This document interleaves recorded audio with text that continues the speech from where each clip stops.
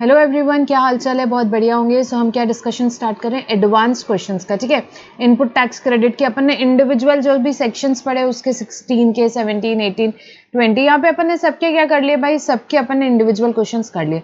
अब क्या है, कंबाइंड क्वेश्चंस हैं। ठीक है, एडवांस क्वेश्चंस है। इस तरीके के क्वेश्चन आप देख सकते हो एग्जाम में आते हैं, आप देख लोगे यहाँ आरटीपी एमटीपी एग्जाम के क्वेश्चन ही हैं। और ऐसा नहीं है कि सिर्फ आईटीसी के कंसेप्ट है। ठीक है, इसमें कुछ कभी आपको प्लेस ऑफ सप्लाई का कंसेप्ट आ जाएगा, कुछ एक्सपोर्ट का आ जाएगा। ठीक है, कुछ एग्जेम्पशंस के कंसेप्ट आ जाएंगे, आईटीसी के आ जाएंगे। तो ऐसे मिक्स तरीके के जो क्वेश्चंस हैं हमारे यहाँ पे वो रहेंगे। पेमेंट ऑफ टैक्स के आ जाएंगे, सेट ऑफ लाइबिलिटी के आ जाएंगे। सो यहाँ पे calculation of net GST liability के काफी सारे ये जो सब चीजें मिक्स करके क्वेश्चन यहाँ पे पूछे जाते हैं। आपके सारे कंसेप्ट इसमें टेस्ट हो जाते हैं। ठीक है, तो अपन यहाँ पे स्टार्ट करते हैं ये क्वेश्चन। देखो आप, फर्स्ट क्वेश्चन ये एग्जाम का भी क्वेश्चन है, एमटीपी में भी काफी बार रिपीट हुआ है क्वेश्चन। सबसे पहले अपन जैसे देखते हैं कि भाई क्या चाहिए, अपन सबसे पहले वो देख लो कि भाई इनको आंसर क्या चाहिए, तो अपन उस हिसाब से क्वेश्चन पढ़ते चलते हैं। कंप्यूट आईटीसी अवेलेबल विद परी फॉर द टैक्स पीरियड। सबसे पहले आपसे पूछ रहे हैं जो भी टैक्स पीरियड है उसका आईटीसी क्या अवेलेबल है।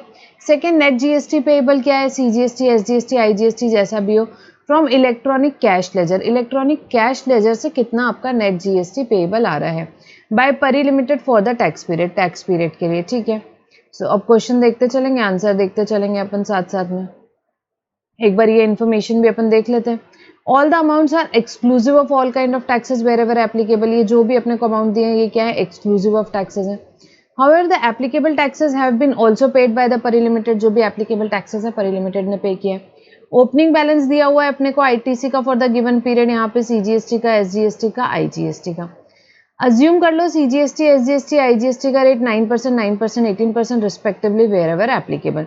और आपको क्या बोला है कि भाई सीजीएसटी एसजीएसटी आईजीएसटी का रेट आपको बता दिया है क्या, 9%, 9% और 18% रिस्पेक्टिवली वेयर एवर एप्लीकेबल। ठीक है, assume that all the necessary condition to avail ITC have been complied by Pari limited wherever applicable. ITC की सारी कंडीशंस यहाँ पे फुलफिल्ड है। तो ये अपन ने अदर इन्फॉर्मेशन सारी पढ़ ली। अब अपन क्वेश्चन देखते जाएंगे, अपन आंसर साला एक एक एक एक एक, एक क्या करते जाएंगे, यहाँ पे सारे ट्रीटमेंट देखते जाएंगे। सो अभी देखो मोटा मोटी क्या दिया हुआ है, आउटवर्ड सप्लाई का डिटेल्स दिया हुआ है यहाँ पे क्वेश्चन में, एक्सपेंसेस का यहाँ पे अपने को डिटेल्स दिया हुआ है। ठीक है, आउटवर्ड सप्लाई से हमारी क्या आ जाएगी भाई, आउटपुट लायबिलिटी। ठीक है, आउटपुट लायबिलिटी आ जाएगी। एक्सपेंसेस के जो डिटेल दिए हैं इससे अपना आईटीसी अपन कंप्यूट कर लेंगे। और अपने को दो ही चीज पूछी, एक तो आईटीसी बताने का है, दूसरा अपने को क्या बताने का है यहाँ पे, दूसरा अपने को नेट जीएसटी लायबिलिटी बतानी है। ठीक है, तो देखते हैं ये कहाँ पे, परी लिमिटेड जोधपुर राजस्थान में। सप्लाई इन राजस्थान, इन्होंने राजस्थान में सप्लाई की 8,75,000 की। आउटवर्ड सप्लाई है, राजस्थान में सप्लाई की। टैक्स कौन सा लगेगा भाई, सीजीएसटी एसजीएसटी। अपन साथ साथ में आंसर भी देखते जाएंगे। नेट जीएसटी लायबिलिटी में इंट्रा स्टेट सप्लाई आपकी राजस्थान में है। ठीक है, 8,75,000 पे 9% CGST, 9% IGST SGST sorry, comes to 78,750 within the state sale है ना, तो इंट्रा स्टेट सेल हुई तो सीजीएसटी एसजीएसटी लगेगा, सिंपल सी बात है। Supply in state other than Rajasthan, Rajasthan के अलावा अदर स्टेट्स में आपने 3,75,000 की यहाँ पे सप्लाई की, तो उसमें क्या लगेगा भाई, आईजीएसटी लगेगा, सिंपल सी बात है। It is N inter state supply, inter state supply, तो इस केस में क्या लग जाएगा आपके यहाँ पे, आईजीएसटी लग जाएगा। ठीक है, उसके बाद में एक्सपोर्ट अंडर एलयूटी। ठीक है, ये आपको दिखेंगे बहुत सारे क्वेश्चन में एक्सपोर्ट का दिया रहेगा, यहाँ पे अंडर एलयूटी लिखा है। एलयूटी मतलब लेटर ऑफ अंडरटेकिंग। ठीक है, आगे देखेंगे। सो इस केस में भाई export under letter of undertaking है, तो it is export is what, zero rated supply in terms of section 16 of IGST act का जो पढ़ेंगे। Zero rated supply under LUT bond is made without payment of IGST. ठीक है, तो अपन ये देखेंगे एक्सपोर्ट्स आपको दिया हुआ है, एक्सपोर्ट दोनों भी हो सकता है, विद पेमेंट ऑफ आईजीएसटी भी हो सकता है, उस केस में आप बाद में रिफंड ले लेते हो आईजीएसटी का। सेकंड, विदाउट पेमेंट भी होता है। विदाउट पेमेंट कब होता है, जब यहाँ पे एलयूटी लेटर ऑफ अंडरटेकिंग या बॉन्ड के केस में आपने किया है तो वो विदाउट कंसिडरेशन होता है। तो यहाँ क्वेश्चन में क्लियरली दिया है एलयूटी पे आपका एक्सपोर्ट है, तो जब भी हमको एलयूटी पे हमारा एक्सपोर्ट दिया हुआ है, बॉन्ड पे एक्सपोर्ट दिया हुआ है, तो उस केस में अपने को यहाँ पे कोई जीएसटी लायबिलिटी नहीं लेनी है, नील कर देनी है। It is without payment. Export zero rated supply होता है और यहाँ विदाउट पेमेंट हो जाएगा क्योंकि अंडर एलयूटी है। अगर क्वेश्चन में दिया है export with payment of GST, तो फिर आप जीएसटी लगा दोगे, आईजीएसटी लगा दोगे, कोई दिक्कत की बात नहीं। यहाँ पे एक्सपोर्ट अंडर एलयूटी दिया है, बॉन्ड दिया है, विदाउट पेमेंट ऑफ आईजीएसटी दिया है, तो उस केस में यहाँ पे कोई टैक्स लाइबिलिटी नहीं आएगी। ठीक है, ये दो ही चीजें दी रहेगी एक्सपोर्ट में। आप देखोगे अभी ऑलमोस्ट बहुत सारे क्वेश्चन में अपने को ये दिखेगा। तो ये आउटवर्ड का डिटेल्स अपन ने देख लिया। अब एक्सपेंसेस पे आएंगे। Raw material purchase from registered supplier located in Rajasthan. Simple सी बात है, जो राजस्थान में लोकेटेड है उनसे आपने रॉ मटेरियल परचेज किया, तो टैक्स आपका क्या लगेगा भाई, सीजीएसटी प्लस एसजीएसटी लगेगा। क्या लगेगा, सीजीएसटी प्लस एसजीएसटी लगेगा। Raw material purchase from local registered supplier, ठीक है, तो उसमें अपना सीजीएसटी एसजीएसटी लग गया, 9% का रेट दिया हुआ है। तो ये अपना क्या है, इनपुट टैक्स क्रेडिट, आईटीसी की वर्किंग अपन ने चालू करी। फिर उसके बाद में next, raw material purchase from unregistered supplier located in Rajasthan. जो अनरजिस्टर्ड सप्लायर है अगर आप उनसे खरीदते हो, ऑब्वियसली जो जीएसटी में रजिस्टर्ड नहीं है तो जीएसटी लगेगा नहीं। ठीक है, जीएसटी लगेगा नहीं तो कोई आईटीसी की बात आती नहीं। तो यहाँ पे आईटीसी क्या हो जाएगा, निल हो जाएगा। नोट पे लिख देनी है अपने को ये बात। ठीक है, यहाँ पे कि अगर आप क्या कर रहे हो, यहाँ पे note number 1 tax on procurement made by registered person from an unregistered person जो है, it is levied only in case of notified goods and services. अगर 9(4) में लगता है तो नोटिफाइड गुड्स सर्विसेज में लगता है। So no GST is paid on such raw material purchase, thus does not arise any question of ITC. ठीक है, तो जनरली हम अनरजिस्टर्ड पर्सन से खरीदते हैं तो हमारे कोई यहाँ पे टैक्स लग के आता नहीं है। ठीक है, अगर कोई यहाँ पे नोटिफाइड है 9(4) में, सिर्फ उसमें ही टैक्स लगाया जाता है अगर आप अनरजिस्टर्ड पर्सन से ले रहे हो तो ऐसी कोई बात है नहीं। तो इस केस में कोई आईटीसी की बात आती नहीं है। ठीक है, तो अपने को जो जो पता है उसके अपने को नोट भी साथ साथ में लिखते जाना है। Registered raw material purchase from Punjab from registered supplier. 1 lakh rupees का रॉ मटेरियल आपने पंजाब से किसी सप्लायर से लिया, आप राजस्थान में हो, टैक्स लग जाएगा आईजीएसटी। इंटर स्टेट सप्लाई है, आईजीएसटी लग जाएगा। ठीक है, नोट पढ़ लेना है, नोट ऐसे सिंपल से ही नोट्स है सबके। IGST integrated tax paid on raw material imported from USA. US से आपने यहाँ पे क्या किया है भाई, यहाँ पे आपने इंपोर्ट किया है, तो इंपोर्ट्स पे अपने को पता है अपन टैक्स हमेशा क्या लगता है भाई, आईजीएसटी लगता है। सो यहाँ raw material imported from USA अपने को यहाँ लिख देना है। IGST on imported goods qualifies as input tax and the credit of IGST paid on imported material which is used in the course of furtherance of business, it is available in terms of section 16। so यहाँ पे क्या हो जाएगा भाई, imports के case में IGST लगेगा और अपने ने देखा हुआ है आईजीएसटी का आपको यहाँ पे क्रेडिट मिल जाएगा। उसके बाद consumable purchase from registered supplier located in Rajasthan including high speed diesel valuing 31,250। ठीक है, तो आपने कंज्यूमेबल परचेज किए किससे, रजिस्टर्ड सप्लायर से, सारे राजस्थान में ही हैं। 156,250 का, उसमें से परचेज है हाई स्पीड डीजल का, यहाँ पे कितना है 31,250 का, for running a machinery in factory. So यहाँ पे जो हाई स्पीड डीजल का परचेज है अपन उसको एक्सक्लूड करेंगे।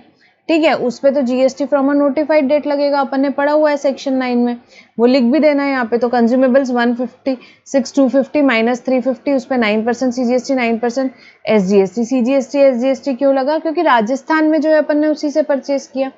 ठीक है, देख लो यहाँ पे लिख देना है अपने को। ITC on consumable, it is an input used for further course of furtherance of business, it is available, but the GST on high speed diesel has been deferred till the date it is notified by the government, so there cannot be any ITC of the same। उस पर ना GST लगेगा तो कोई ITC की बात आती नहीं हाई स्पीड डीजल पे। ठीक है, वो अपन ने पढ़ा हुआ है, याद है ना आपको। उसके बाद monthly rent of factory building to the owner in Rajasthan 1 lakh rupees. ठीक है, दिस इज इनपुट सर्विस आप यूज कर रहे हो for the course of furtherance of business, factory building की है तो आपको बिल्कुल आईटीसी मिल जाएगा 1 लाख रुपीज पे। सो 1 लाख पे आपको आईटीसी मिल जाएगा, अपने को नोट में यही बात लिख देनी है। ठीक है, ITC on monthly rent is available as the said services used in the course of furtherance of business। उसके बाद में ये मंथली रेंट की बात हो गई। उसके बाद salary paid to employ on rolls अपन ने देखा हुआ है शेड्यूल 3 में। ठीक है, शेड्यूल 3 में services by employee to employer in the course of furtherance of business. ठीक है, उसको सप्लाई नहीं माना है, सप्लाई नहीं माना है, इस पर कोई जीएसटी लगता नहीं है। नोट 4 लिख देना है, शेड्यूल 3 का रेफरेंस दिया है खाली, और कुछ भी नहीं। कि यहाँ पे क्या है, service by employer to employer in the course और in the relation of employment is not supply as per schedule 3, so no GST is paid on such services, there can not be any ITC. So कोई ITC की बात यहाँ पे आती नहीं है। उसके बाद premium paid on life insurance policy. Life insurance policy में प्रीमियम पेड किया, taken for specified employees 2 lakh rupees का अपन ने प्रीमियम पे किया हुआ है। The life insurance policy for specified employees has been taken by Pari Limited to fulfill statutory obligation. क्या है? Statutory obligation के लिए. The life insurance service provider is registered in Rajasthan. So यहाँ पे statutory obligation के लिए लिया है पॉलिसी, तो इस केस में भाई यहाँ पे क्रेडिट मिल जाएगा. अदरवाइज अपन ने पढ़ा था ब्लॉक क्रेडिट में जनरली लाइफ इंश्योरेंस का क्रेडिट ब्लॉक्ड होता है. बट अगर कोई यहाँ पे क्या है, यहाँ पे मैंडेटरी गवर्नमेंट के हिसाब से है, तो फिर उस केस में आपको क्रेडिट मिल जाएगा. देख लो, लिख दो. ITC on life insurance policy is available if the same is obligatory for employer to provide it to the employees under any law for the time being in force. तो उस case में credit मिल जाएगा. उस case में credit मिल जाएगा. तो ये आपको सब क्रेडिट मिल जाने हैं. ठीक है, एक सेकेंड. तो ये अपन ने कर लिए, सारे पॉइंट्स अपने हो गए, ये सारे हो गए. खाली अभी ओपनिंग बैलेंस ऑफ ITC को ऐड करेंगे तो अपना ITC आ जाएगा. CGST 20,000, SGST 15,000, IGST 15,000. ठीक है, तो ये टोटल में अपन ने ऐड कर दिया ओपनिंग ITC. टोटल ITC अपना आ गया. टोटल ITC अपना आ गया. Already total output tax liability अपन कंप्यूट कर चुके हैं यहाँ पे आउटवर्ड के डेटा से.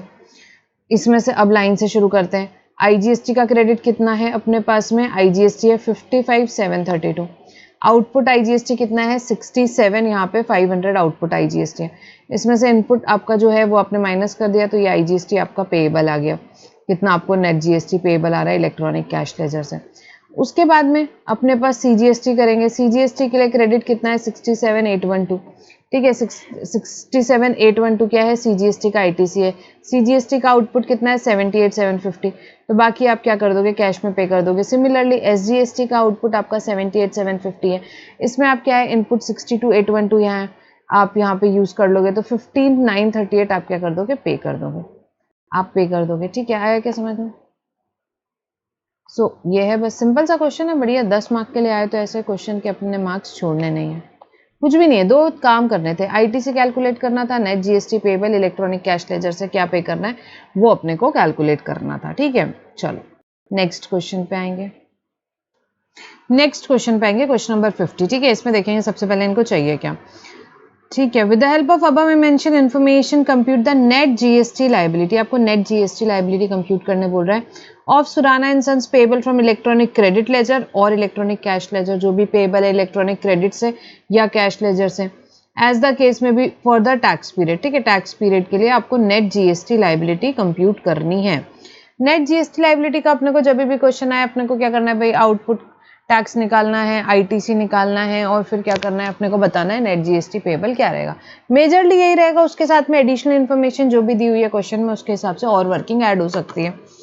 Assume that rate of GST on goods and services is 12% and 18% respectively. Goods पे rate 12%, services पे 18%. Ignore CGST, SGST, IGST for the sake of simplicity. बढ़िया. Subject to information given above, assume that all the other conditions necessary for availing ITC have been fulfilled. बाकी की सारी conditions fulfilled है ITC की मान लो. Turnover of Surana and Sons was 85 lakhs in the preceding financial year. पिछले साल में turnover कितना था भाई? 85 lakhs था. पिछले साल में 85 lakhs था. ठीक है. अब Mr. Rajesh Surana has a proprietorship firm in the name of Surana and Sons in Jaipur. So नाम क्या है यहाँ पे? राजेश सुराना जो है यहाँ पे मिस्टर राजेश सुराना है वो क्या है? प्रोप्राइटरशिप फर्म है उनकी. कहाँ पे और किस क्या नाम से? सुराना एंड सन्स के नाम से जयपुर में. The firm registered GST in the state of Rajasthan. Firm कहाँ रजिस्टर्ड है? यहाँ पे राजस्थान में रजिस्टर्ड है. Manufactures 3 taxable product MNNO. 3 taxable product यहाँ पे वो मैन्युफैक्चर कर रहे हैं जिसका नाम क्या है? M है, N है, O है. ठीक है, 3 राजस्थान में रजिस्टर्ड है. MNO टैक्सेबल प्रोडक्ट है. Tax on N is payable under reverse charge. क्या लिखा है? N का टैक्स रिवर्स चार्ज पे पे करना है. रिवर्स चार्ज पे कौन पे करता है? रिसिपेंट. सामने वाला रिसिपेंट टैक्स पे करेगा भाई. इनके टैक्सेबल प्रोडक्ट है, रिवर्स चार्ज में पेबल है तो रिसिपेंट पे करेगा. The firm also provides taxable consultancy services भी दे रहे हैं. The firm is provided following details for the tax period. देखो क्या डिटेल्स दिया हुआ है. अब अपन यहाँ पे डिटेल्स भी देखते जाते हैं, साथ साथ में अपन वर्किंग भी करते जाएंगे. Turnover of M taxable product था एक्सक्लूडिंग एक्सपोर्ट सेल्स. ठीक है, 14 लाख का टर्नओवर था. M आपका टैक्सेबल प्रोडक्ट है. गुड्स पे रेट दिया हुआ है 12%. सीधे 14 लाख पे 12% लगा देना है. CGST, SGST, IGST वैसे भी इग्नोर करने बोला हुआ है. तो GST payable on outward supply की वर्किंग देखेंगे. So turnover of M liable to GST at the rate of 12%. 14 lakh पे यहाँ पे लग गया 12%, 1,68,000. ठीक है, कैलकुलेट करके देख लो, यही आएगा. टर्नओवर ऑफ एन, एन तो लिखा था क्या रिवर्स चार्ज में टैक्स पेबल है, सामने वाला पे करेगा, अपने कोई टेंशन की बात नहीं है। So turnover of N tax on N is payable under reverse charge by the recipient of goods, तो अपनी यहाँ पे कोई टैक्स लाइबिलिटी नहीं आएगी, ठीक है, GST will be nil. Turnover of O excluding export sales 10 lakh rupees. So जो ओ है अपना, ओ अपना टैक्सेबल प्रोडक्ट है, दिया हुआ था क्वेश्चन में, तो 12% का जीएसटी लग जाएगा। 10 लैक्स पे 12% कम्स टू 1,20,000, ठीक है। उसके बाद export of M with payment of IGST, export किसकी बात हो रही है, एम के एक्सपोर्ट की बात हो रही है, विथ पेमेंट ऑफ जीएसटी दिया है, देखो क्वेश्चन में ही दिया है विथ पेमेंट ऑफ आईजीएसटी मतलब आईजीएसटी, तो ऑब्वियसली उस पर टैक्स लग जाएगा 2,50,000। Not eligible to avail benefit of merchant export and all, ठीक है वो छोड़ो। अभी क्या बात है, turnover of M with payment of IGST at the rate of 12%, so यहाँ पे आईजीएसटी लग जाएगा, ठीक है। अपने को तो वैसे इग्नोर करने बोला है सीएसआई, तो यहाँ पे जीएसटी का एक ही कॉलम है।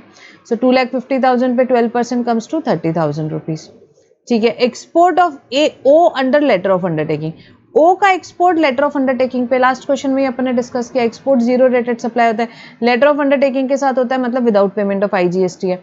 सो विदाउट पेमेंट टैक्स क्या हो जाएगा, निल हो जाएगा इसके ऊपर। उसके बाद कंसल्टेंसी सर्विसेज आपने दी है किसको, to unrelated clients located in foreign country, तो कंसल्टेंसी सर्विसेज दी है आपने। In all cases the consideration has been received in convertible foreign exchange 20 lakh rupees. So देखो अब यहाँ पे अपन सर्विस की बात करेंगे, एक्सपोर्ट ऑफ सर्विस की बात करेंगे। सो एक्सपोर्ट ऑफ सर्विस अभी पढ़ने का अपना बाकी है, अभी एक्सपोर्ट ऑफ सर्विस का डेफिनेशन आगे के चैप्टर में आएगा।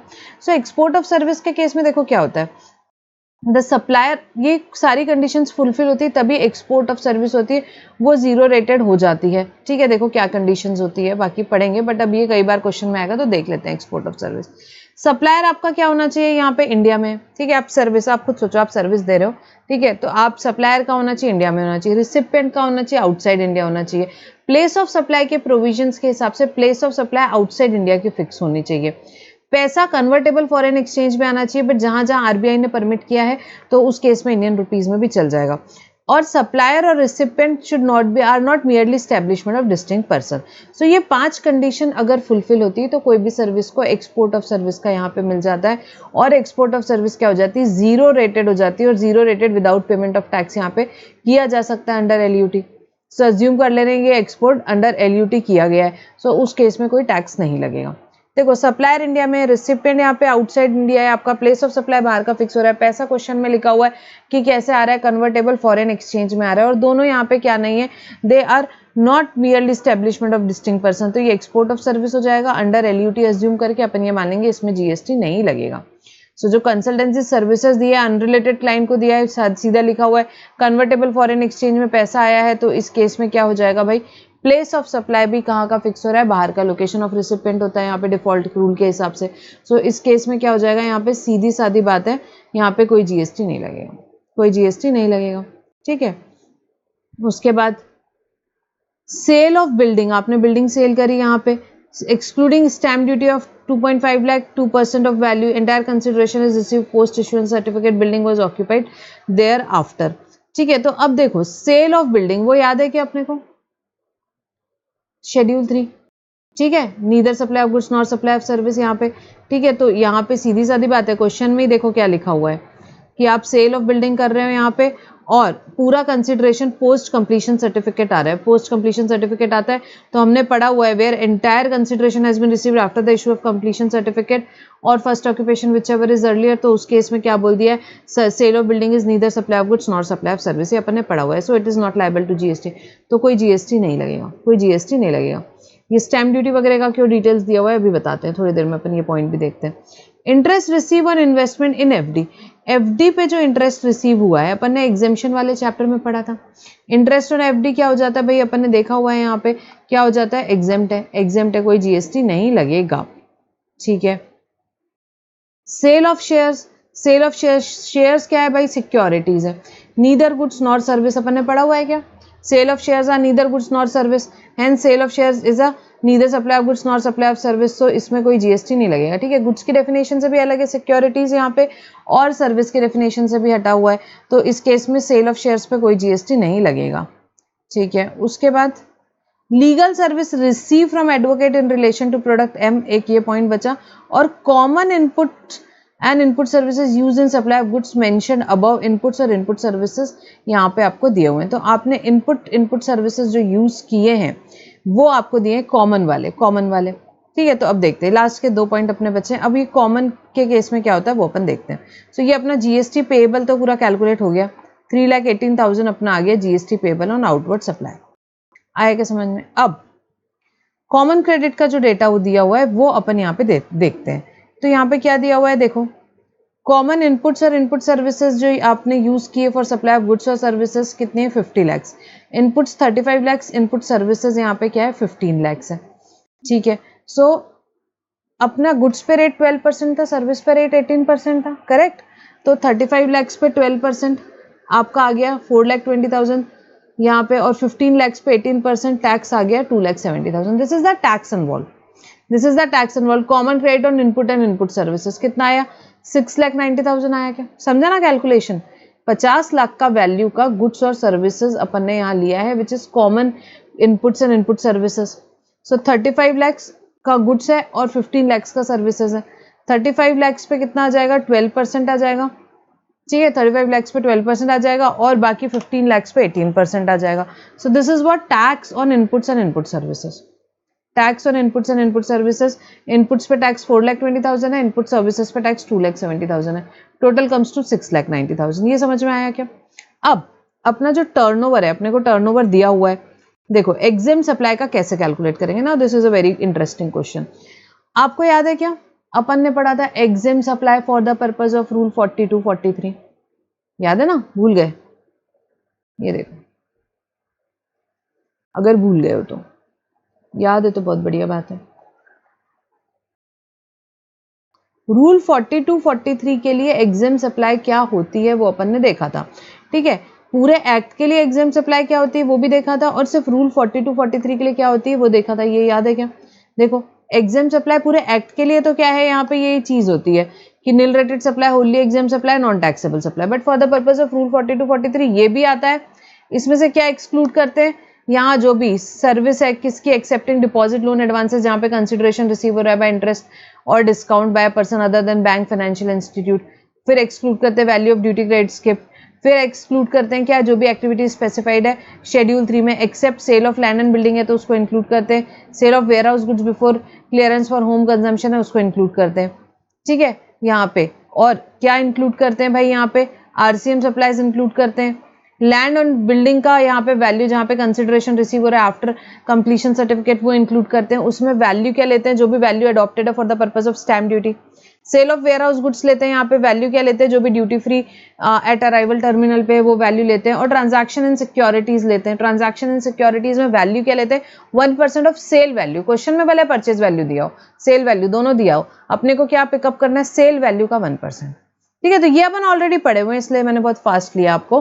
तो अभी यहाँ पे अपने को देखते हैं क्वेश्चन में क्या क्या चीजें हैं। ठीक है, सो याद है ना आपको क्या इंक्लूड करना है अपने को और क्या उसकी वैल्यूज लेनी है।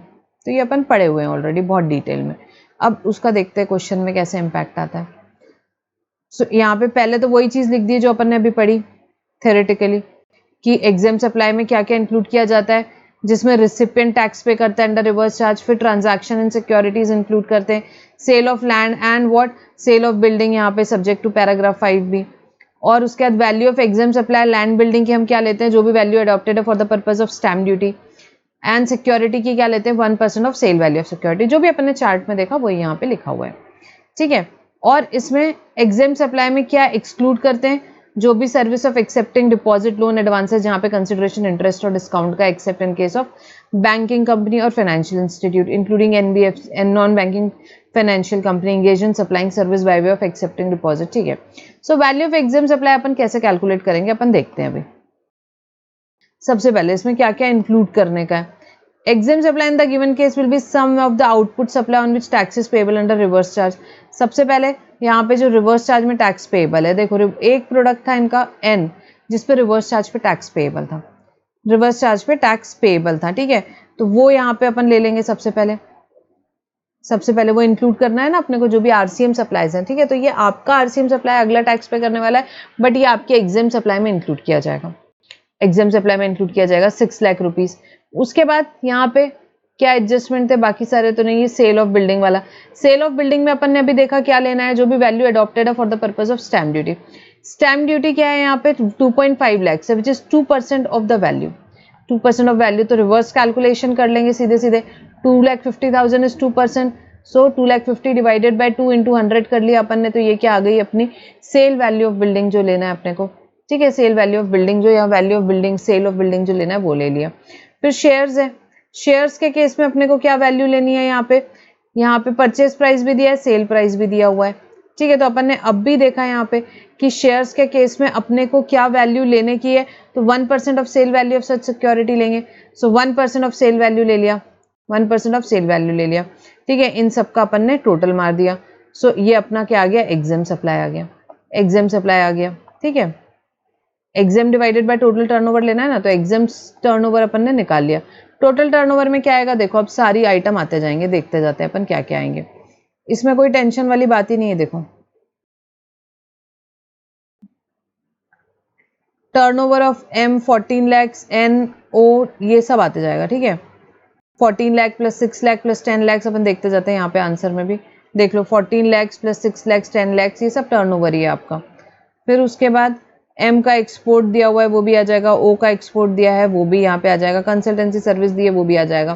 ठीक है, तो 2,50,000, 10 और 20, ये देख लो 2,50,000, 10 और 20 यहाँ पे आपका आ गया। उसके बाद क्या है आपका भाई, sale of building. Sale of building के लिए जो अपन ने वैल्यू निकाला है वो आ जाएगा। ये देखो यहाँ पे अपन ने सेल ऑफ बिल्डिंग के लिए क्या वैल्यू निकाला है, ये वैल्यू निकाला है सेल ऑफ बिल्डिंग का, ये वैल्यू आपका यहाँ पे आ गया टोटल टर्नओवर में। उसके बाद में क्या है भाई, सेल ऑफ बिल्डिंग तक हो गया अपना, ये पूरे आ गए, अपन ने आइटम ले लिए। इंटरेस्ट रिसीव और एफडी ये भी आ जाएगा आपके टोटल टर्नओवर में। ठीक है, टोटल टर्नओवर में तो आएगा ही, तो टोटल टर्नओवर में आ जाएगा इंटरेस्ट ऑन एफडी भी।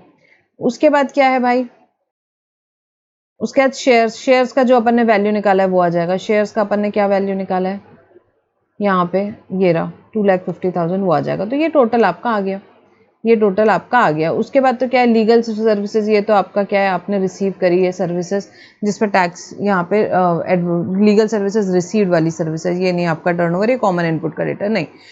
सो अपन ने क्या लिए, टोटल टर्नओवर में ये सारे आइटम्स आ लिए, ये सारे आइटम्स आपके यहाँ तक आ गए। इसमें खाली वैल्यू अपन ने लिया था सेल ऑफ बिल्डिंग का जैसे कैलकुलेट किया था वो लिया, सेल ऑफ शेयर्स का जैसे अपन ने कैलकुलेट किया था वैसे उसका वैल्यू लिया। तो ये आपका एग्जेम्प्ट का टर्नओवर आ गया, ये आपका टोटल का टर्नओवर आ गया। बस कॉमन क्रेडिट था, एग्जेम्प्ट डिवाइडेड बाय टोटल किया अपन ने, तो common credit attributable to exempt supply आ गया अपना, common credit attributable to exempt supply अपना आ गया। समझ में आया क्या? सो अब यहाँ पे देखो आईटीसी का अपन कैलकुलेशन कर लेते हैं।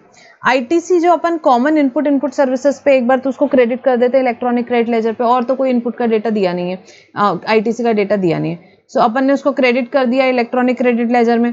ठीक है, अब लीगल सर्विसेज जो हमने यहाँ पे यूज की in the manufacture of product M, legal services कितनी यूज करी है हमने यहाँ पे, legal services receive from advocate in relation to product M 3,50,000 की आपने सर्विसेज रिसीव करी है। सो उस पर आप टैक्स पे करोगे, टैक्स पे करोगे उसका उसका क्रेडिट ले लोगे। सो 63,000 आता है आपका उस पर। देख लो सर्विस पे रेट क्या है 18%।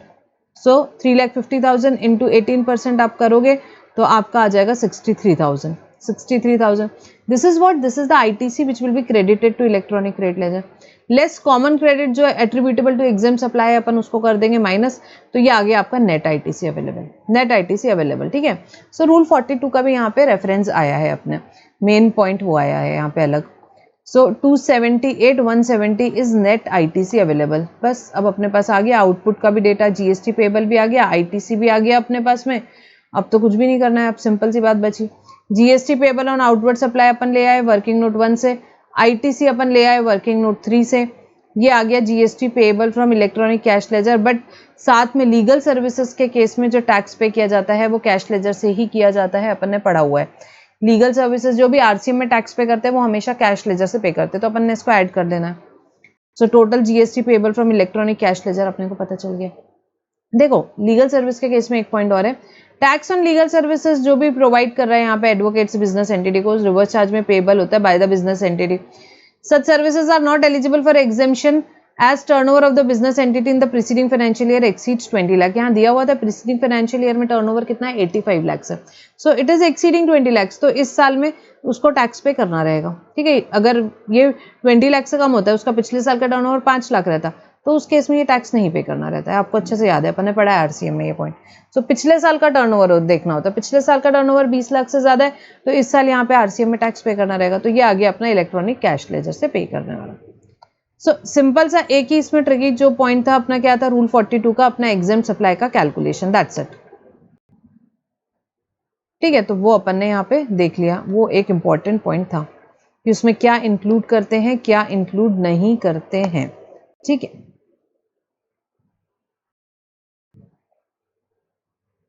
ठीक है, तो ये याद रखना है अपने को, क्या इंक्लूड करना है, क्या नहीं करना है, और क्या इंक्लूड करना है तो उसमें क्या वैल्यू लेनी है। ठीक है, वो चीज़ बहुत इंपॉर्टेंट है। जैसे लैंड के केस में अपन ने, बिल्डिंग के केस में अपन ने क्या वैल्यू लिया, बिल्डिंग में जहाँ सेल कंसिडरेशन आफ्टर, जो वैल्यू आफ्टर सीसी है, सो वैल्यू, जो value adopted for paying stamp duty है, वो आपको लेना है, वो आपको लेना है। सिक्योरिटीज के केस में 1% of sale value of security ही लेना है। क्वेश्चन में परचेज वैल्यू दी थी, सेल वैल्यू दी थी, अपने को कंफ्यूज नहीं होना है। ठीक है, आरसीएम सप्लाईज, जो आपके गुड्स से आरसीएम पे सामने वाला टैक्स पे करने वाला है, वो यहाँ पे आता है, वो यहाँ पे आता है। ठीक है, सो इस टाइप से आपको ये बिल्कुल याद रखना है। और एग्जाम सप्लाई में ये इंटरेस्ट डिस्काउंट वगैरह नहीं लेने का है। अपने क्वेश्चन में 3 पॉइंट्स यहाँ पे काम आए हैं, समझा क्या? सिंपल है।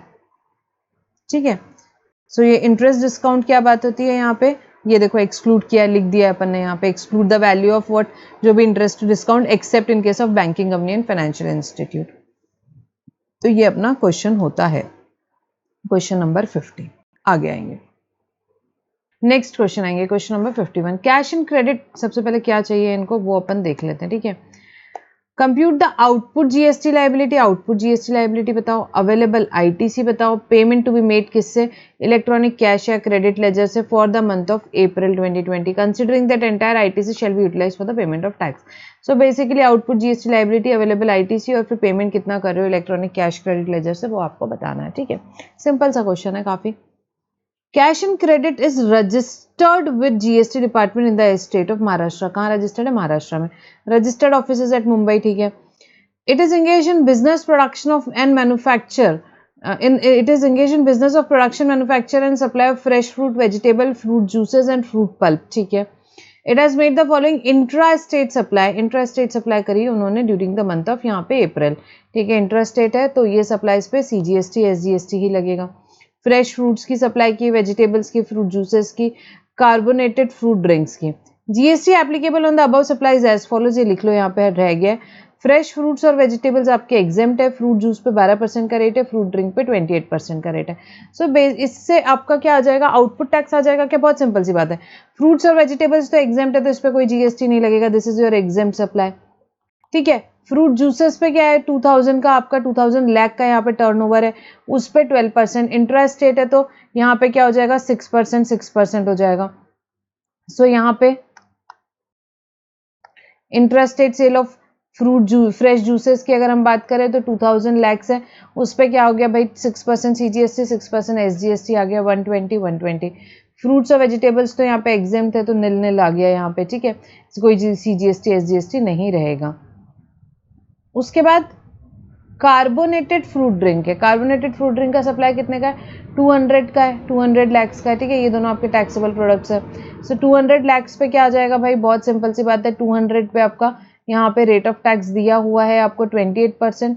सो 14% सीजीएसटी, 14% एसजीएसटी, सो इस पे आ गया 28। ठीक है, ये आपकी आ गई आउटपुट टैक्स लाइबिलिटी। आउटपुट का इतना ही डेटा था। उसके बाद में क्या दिया हुआ है डेटा, यहाँ पे देखते हैं। Further for making supply of fruit juice it has use services of GTA, GTA की सर्विस इन्होंने यूज की, बेस्ड इन अहमदाबाद। जीटीए कहाँ पे, अहमदाबाद में। who have charged 20 lakh as charges for their service, उन्होंने 20 लाख रुपए चार्ज किए। Sir GTA have not charge any tax on their invoice, invoice में चार्ज नहीं किया, अलग से चार्ज किए 20 lakh. Rate of GTA under reverse charges 5%, तो 5% का रेट है, तो अभी इसका एडजस्टमेंट अपन देखेंगे। 20 लाख का अमाउंट है, 5% का रेट है। ठीक है, सो यहाँ पे आपका आ जाएगा ये 1 लाख 1 लाख का आपका रिवर्स चार्ज में आप टैक्स पे कर दोगे।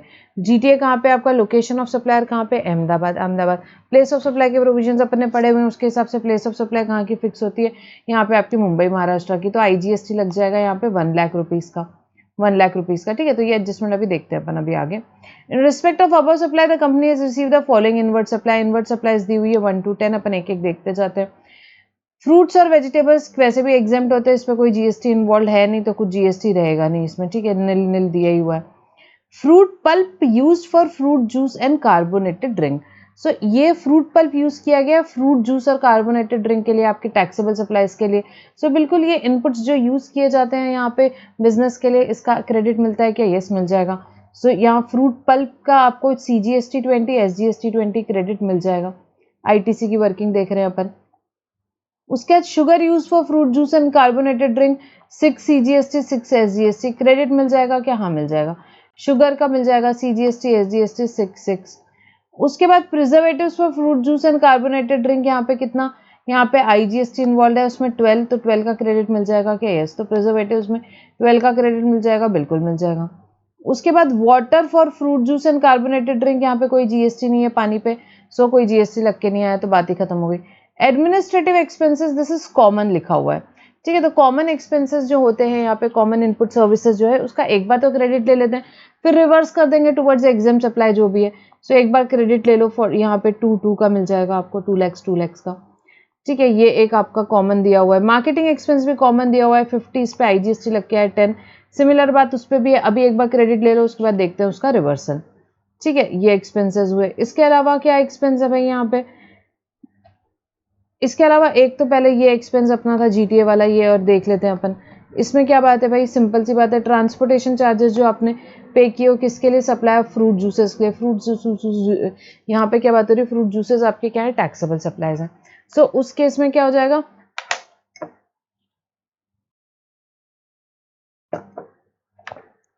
Transportation charges for supply of fruit juices आपके क्या है, टैक्सेबल सप्लाई है। तो उस केस में आप टैक्स पे करोगे यहाँ पे, ठीक है। क्या रिवर्स चार्ज में अपनी बात होगी, इसमें टैक्स पे करना है अपने को। सो टैक्स कौन पे करेगा यहाँ पे, कैश एंड क्रेडिट लिमिटेड यहाँ पे टैक्स पे करेगा 5% पे अंदर reverse charge. It is an interstate supply, क्योंकि सप्लायर कहाँ का है, अहमदाबाद का है। प्लेस ऑफ सप्लाई क्या है यहाँ पे, लोकेशन ऑफ रजिस्टर्ड रिसिपेंट आ जाएगी, ठीक है। सो रिसिपेंट का लोकेशन हो जाएगा क्या, लोकेशन है महाराष्ट्र, यहाँ पे Mumbai. So tax interstate supplies है, 1 का यहाँ पे क्रेडिट मिल जाएगा। ये 1 ऊपर आना चाहिए, नीचे चले गया, ठीक है, कोई बात नहीं। सो 1 का क्रेडिट आपको मिल जाएगा। 1 कैसे आया पता ना, 20 लाख से to 5% IGST। उसके बाद purchase of machinery capital goods for fruit drink manufacture.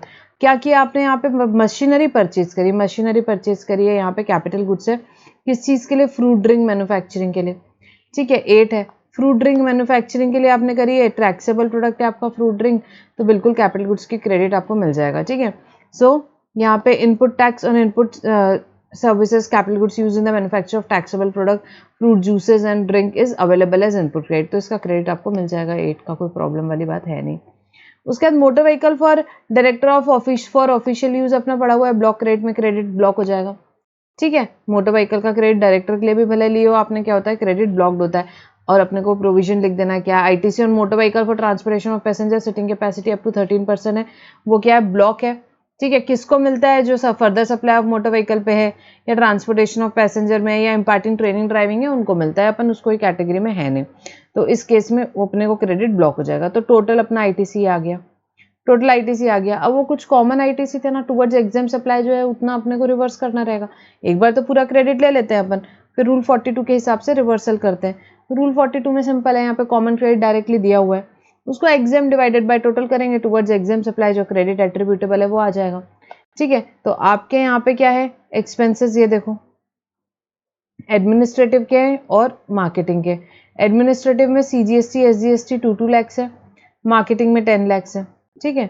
तो एडमिनिस्ट्रेटिव में ये देखो administrative expenses 2 lakh CGST 2 lakh SGST multiplied by exam का टर्नओवर क्या है अपन ने देखा हुआ है पहले। ये देखो फ्रेश फ्रूट्स और वेजिटेबल्स का टर्नओवर जो है वो एग्जाम सप्लाई आ गया आपका 2200 1100 प्लस 1100, और टोटल कितना हो गया 2200 प्लस 2000 हो गया आपका 4000 4400 4400 अपना टोटल टर्नओवर आ गया। ये चारों का टोटल मार दिया बस।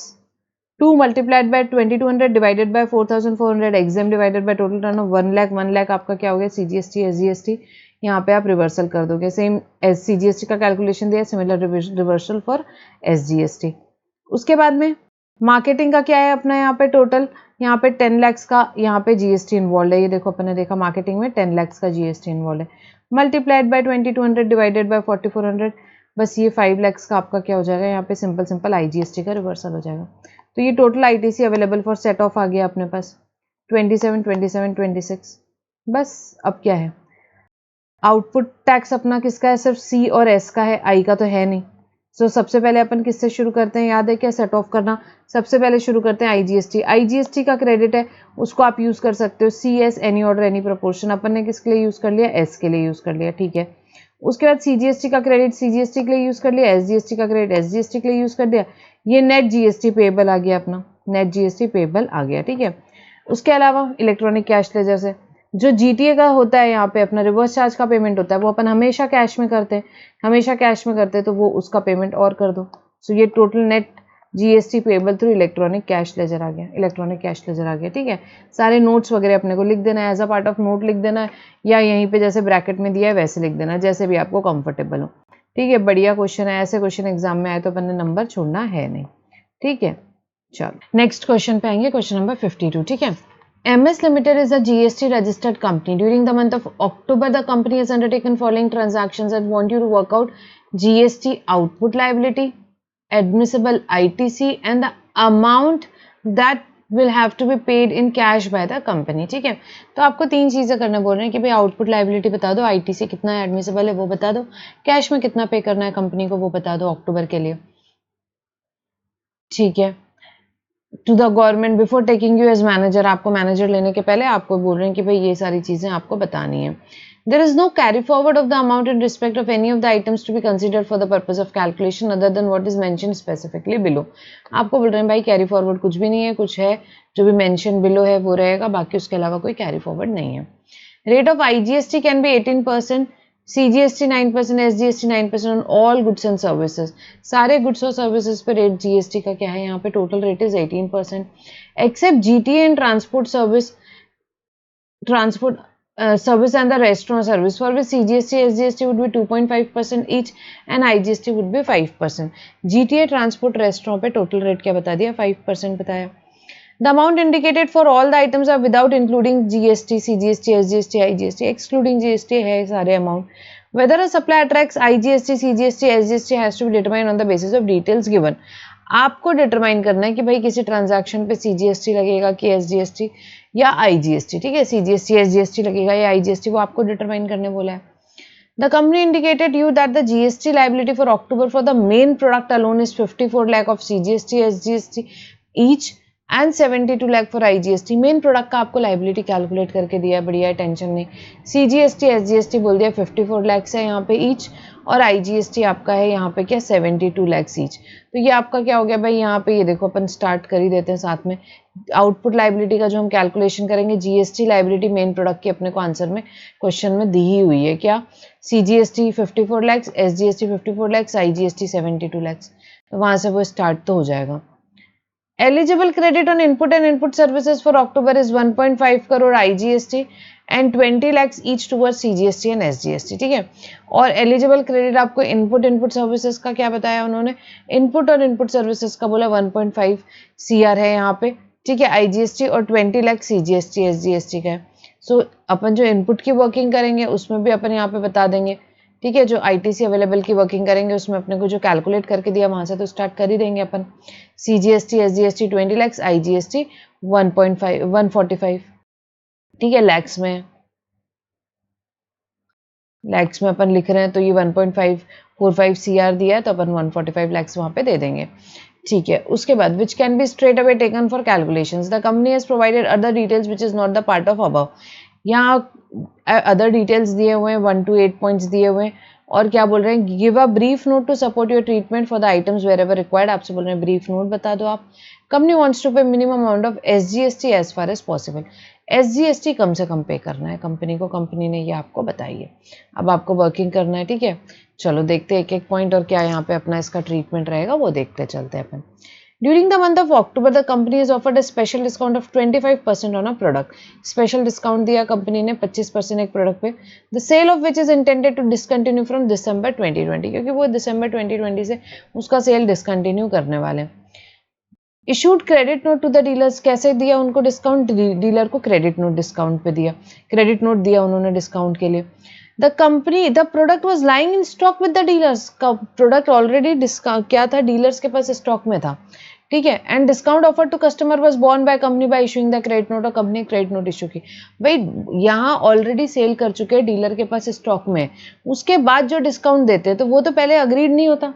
अग्रीड नहीं होता तो आफ्टर सेल्स डिस्काउंट है, जो अग्रीड नहीं होता उसका कोई डिडक्शन नहीं मिलता है, हमने ऑलरेडी पढ़ा हुआ है, तो उसका कोई डिडक्शन नहीं मिलेगा. The amount reimbursed to dealer for the discount given to customer in the month of October was 36 lakhs in the course of interest rate. तो सिंपल से वही बात लिख देनी है अपने को. It is N after sale discount on a product. In the given case, discount given after affecting the supply is not in terms of an agreement that agreed at the time of supply. At the time of supply ऐसा कुछ agreed था नहीं. Therefore, discount is not allowed as deduction from value of supply. यहाँ पे कोई भी treatment होगा नहीं उसका, कोई भी ट्रीटमेंट होगा नहीं. आया क्या समझ में? ठीक है, सिंपल सी बात है. The company sold a van use for personal transport by auction. Company ने क्या यहाँ पे वैन सेल करी, यहाँ पे कंपनी ने एक वैन सेल करी ऑक्शन से. The van was purchase at 3,20,000. Company ने वैन 3,20,000 में परचेज की थी. Depreciated value at the time of sale 1,40,000 था. No GST credit was taken, ठीक है. The van was sold for an amount of 1,50,000. 1,50,000 पे सेल किया. So that is the transaction value in the month of October. In the course of interest rate sale किया है तो उस case में CGST SGST आ जाएगा. जो ट्रांजैक्शन वैल्यू उस पर आ जाएगा. ट्रांजैक्शन वैल्यू कितनी है आपकी 1.5. सो उस पर 9% CGST 9% SGST. That's it. The company has a policy of raising invoices separately towards transportation cost of their product on dealers at the time of invoicing for the product sold to them. ठीक है, तो company की क्या policy है कि वो invoice raise करती है यहाँ पे जब क्या किस चीज़ के लिए, towards transportation cost of their product. जो प्रोडक्ट वो ट्रांसपोर्ट कर रही हैं उसके लिए वो इनवॉइस यहाँ पे इशू करती है डीलर्स को. कब? जब उनको इनवॉइसिंग करती है. जब इनवॉइसिंग करती है उसी टाइम ट्रांसपोर्टेशन का भी बिलिंग करती है. The company is collecting GST at the rate of 5% on all transactions, and the amount is collected as a percentage of value of goods supplied, irrespective of distance involved. Value के ऊपर यहाँ पे ये calculate करते हैं और discount का कोई, डिस्टेंस का कोई मतलब नहीं है. ठीक है, आपका 50 किलोमीटर जा रहा है यहाँ पे गुड्स की, 100 किलोमीटर जा रहा है, डिस्टेंस के हिसाब से ट्रांसपोर्टेशन कॉस्ट नहीं कैलकुलेट की जा रही, वैल्यू के ऊपर की जा रही है, वैल्यू के ऊपर की जा रही है. ठीक है. Amount collected for the month of October in case of interest rate is 6 lakhs. Interest rate के केस में 6 lakhs का वैल्यू है और इंटरेस्ट रेट के केस में 4 lakhs का वैल्यू है. ठीक है. सो भाई अब देखो इसमें एक पॉइंट क्या है कि भाई ये जो ट्रांसपोर्टेशन कॉस्ट है किस पे चार्ज की जा रही है, प्रोडक्ट पे चार्ज की जा रही है, वैल्यू पे की जा रही है, डिस्टेंस से कोई फर्क नहीं पड़ रहा है. तो ये supply of goods and transport service क्या हो जाएगी, कॉम्पोजिट सप्लाई हो जाएगी. As transportation cost is charge at flat rate from our customer irrespective of distance involve. Distance involve का इसमें कोई मतलब ही नहीं है. तो इसलिए जो रेट ऑफ प्रिंसिपल सप्लाई मतलब मेन प्रोडक्ट का जो रेट है 9% CGST 9% SGST और IGST 18%, वही इस पे भी लग जाएगा. ये कॉम्पोजिट सप्लाई का हो जाएगा. वैल्यू दी हुई है यहाँ पे इंटरेस्ट रेट्स के केस में 6 लाख, तो उस पर 9% CGST 9% SGST ले लोगे. इंटरेस्ट रेट में 4 लाख की वैल्यू दी हुई है, उस पर 18% डायरेक्टली आप क्या ले लोगे, 18% आप यहाँ पे उस पर IGST ले लोगे. That's it. आया क्या समझ में? ठीक है, तो ये सिंपल सी बात है. इसके बाद the security establishment of the company caught an employ who stolen bearings of 2.5 lakh during the month. Bearing could not be recovered. भाई इसने क्या कर दिया, बियरिंग ही चुरा लिया, बियरिंग रिकवर नहीं हो पाई, स्टोलन गुड्स लॉस स्टोलन वाली केस आ गया.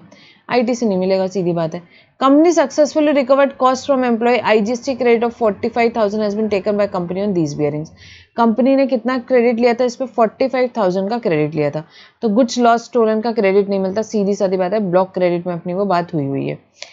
सो बॉल बियरिंग स्टोलन ITC वाला जो हम कैलकुलेशन कर रहे हैं उसमें माइनस कर देंगे. ITC on stolen goods is blocked, क्योंकि आप ऑलरेडी ITC ले चुके तो अपने को उसको रिवर्स करना पड़ेगा. ITC taken on stolen ball bearings need to be reverse, तो ये आप रिवर्स कर देंगे. ठीक है. Next, the company supply food and beverages to employee and all the items are priced at 10% of actual cost of the company. ठीक है। During the month of October the company is charge 50,000 to employ, assume that it is an interested transaction.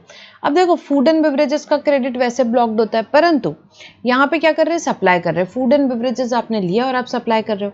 सो हमने already पढ़ा था कि जब भी आप क्या करते हो, आउटवर्ड सप्लाई करते हो, तो फिर उस केस में क्रेडिट मिल जाता है। तो क्रेडिट तो आपने ले ही लिया होगा। यहाँ पे आपको किसकी बात कर रहे हैं, सप्लाईज की बात कर रहे हैं। सप्लाई की बात कर रहे हैं तो सप्लाई जो है ये भी आपका क्या हो जाएगा भाई, आप इस पे देखो कैलकुलेट करोगे जीएसटी। फूड एंड बेवरेज जो आप सप्लाई कर रहे हो एम्प्लॉय को, सबसे पहले तो भाई एम्प्लॉय क्या हो गया, रिलेटेड पर्सन हो गया। रिलेटेड पर्सन की डेफिनेशन अपन ऑलरेडी देखे हुए हैं। रिलेटेड पर्सन के केस में अपन क्या ले लेते हैं, ओपन मार्केट वैल्यू ली जाती है, ठीक है, फर्स्ट इंस्टेंस में। सो यहाँ पे एक्चुअल कॉस्ट यहाँ पे क्या अपन निकालेंगे, 50,000 जो आपने एम्प्लॉय को चार्ज किया डिवाइडेड बाय 10 इंटू 100 आपकी क्या आ जाएगी, वैल्यू आ जाएगी, ओपन मार्केट वैल्यू आ जाएगी। बस उस पर CGST 9%, SGST 9%, CGST 9%, SGST 9%। ठीक है, यहाँ पे अपने को सप्लाई का डिटेल्स दिया हुआ है। आईटीसी का ऑलरेडी जो ऊपर वर्किंग किया हुआ है, यहाँ पे जो आईटीसी का अमाउंट है उसमें ऑलरेडी आपने आईटीसी ले चुके होगे। उसके बाद during the month of October the company is purchase. अब यहाँ पे देखो इस पॉइंट में परचेज का भी डिटेल दिया है। क्या, 10 mobile phone in its name, purchase किए 10 मोबाइल फोन इन्होंने अपने नाम पे, and distributed it to the company employees, distributed to employees to enable them to perform their duties more efficiently for the company. तो 10 mobile खरीदे और employees को दे दिए ताकि वो लोग अपनी ड्यूटीज अच्छे से कर पाए।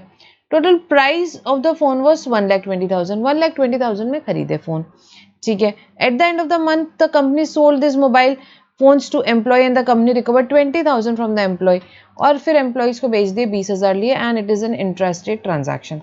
तो सबसे पहले तो 1,20,000 इन्होंने क्या मोबाइल के लिए मोबाइल खरीदे एम्प्लॉयज के लिए, ठीक है, यूज कर रहे हो for the purpose of business, credit मिलेगा क्या, यस, आपने कंपनी के यहाँ मोबाइल लियो और यहाँ पे यूज कर रहे हो for the purpose of business, आपको इसका क्रेडिट मिल जाएगा। तो 1,20,000 पे इंटरेस्ट रेट मान लो बोला है 9% CGST, 9% SGST, आईटीसी की वर्किंग में अपन ने इसको ले लिया। अब आपने मोबाइल फिर सप्लाई भी किया है, supply of mobile phone to employ आपने किया है, तो ये अगेन रिलेटेड पर्सन को सप्लाई हुई, तो वैल्यू क्या ले लेंगे, ओपन मार्केट वैल्यू को ही वैल्यू ले लिया जाएगा। ओपन मार्केट वैल्यू क्या है, 1.2, 1.2 पे 9% CGST, 9% SGST, आउटपुट पे भी आपकी लाइबिलिटी वो आ जाएगी। सो ये अपनी क्या आ गई, टोटल आउटपुट लाइबिलिटी। और क्या पॉइंट है देखते हैं। The company's registered office is located in the building which belongs to local municipality. Okay, तो कंपनी का ऑफिस कहाँ पे है, एक बिल्डिंग में है जो कि किसको बिलोंग कर रही है, म्यूनसिपैलिटी को, लोकल म्यूनसिपैलिटी को। मंथली रेंट 1.5 लाख है, मंथली रेंट 1.5 लाख है। अब आपने रेंट किसको दिया, म्यूनसिपैलिटी को। तो इस केस में दो चीजें होगी, एक तो टैक्स आपको आरसीएम पे करना होगा, अपन ने पढ़ा है रेंटिंग ऑफ इमूवेबल प्रॉपर्टी, अगर कौन है सप्लायर ऑफ सर्विस आपका, कौन है यहाँ पे, गवर्नमेंट है, लोकल अथॉरिटी है, तो उस केस में, और रिसिपिएंट रजिस्टर्ड पर्सन है तो रिवर्स चार्ज में पे करना होता है। तो रिवर्स चार्ज में पे भी करोगे और रिवर्स चार्ज का क्रेडिट भी ले लोगे। ठीक है, रिवर्स चार्ज में अपन पे भी करते हैं और क्रेडिट भी ले लेते हैं, क्रेडिट भी ले लेते हैं। ठीक है, उसके बाद में the whole time director of the company was paid a salary of 5 lakh during the month. 5 lakh की सैलरी दी होल टाइम डायरेक्टर को, ठीक है, तो सैलरी पे तो कोई जीएसटी नहीं होता। He was also paid 20,000 towards sitting fees for his participation in the meeting.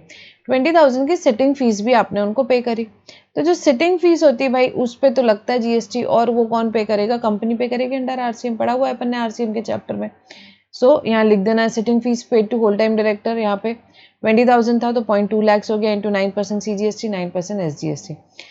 और नोट लिख देना है कि जो भी सर्विसेज एम्प्लॉय एम्प्लॉयर को देता है इन द कोर्स और फर्दरेंस ऑफ एम्प्लॉयमेंट, वो क्या होता है, it is not supply. So salary जो पे की है वो तो टैक्सेबल नहीं होगी, बट जो सिटिंग फीस है वो क्या हो जाएगी, यहाँ पे इस for consideration for service provided beyond employment, hence it is taxable. And tax on sitting fees कौन पे करेगा, यहाँ पे जो भी सिटिंग फीस आपने डायरेक्टर को पे दी है, it is payable under RCM, company tax पे करेगी, कंपनी टैक्स पे करेगी। ठीक है, तो ये यहाँ पे क्या आ गया, आपने टैक्स पेएबल अंडर आरसीएम आपका आ गया, ये कैश में पे करते हैं वो अपन देख लेंगे। ठीक है, और जो सिटिंग फीस अपन ने पे करी, जो भी अपन आरसीएम में पे करते हैं उसका क्रेडिट तो मिल ही जाता है पे करने के बाद, तो यहाँ पे आपका वो क्रेडिट की वर्किंग में भी आ गया। सो ये आपका टोटल आईटीसी आ गया, CGST, SGST, IGST.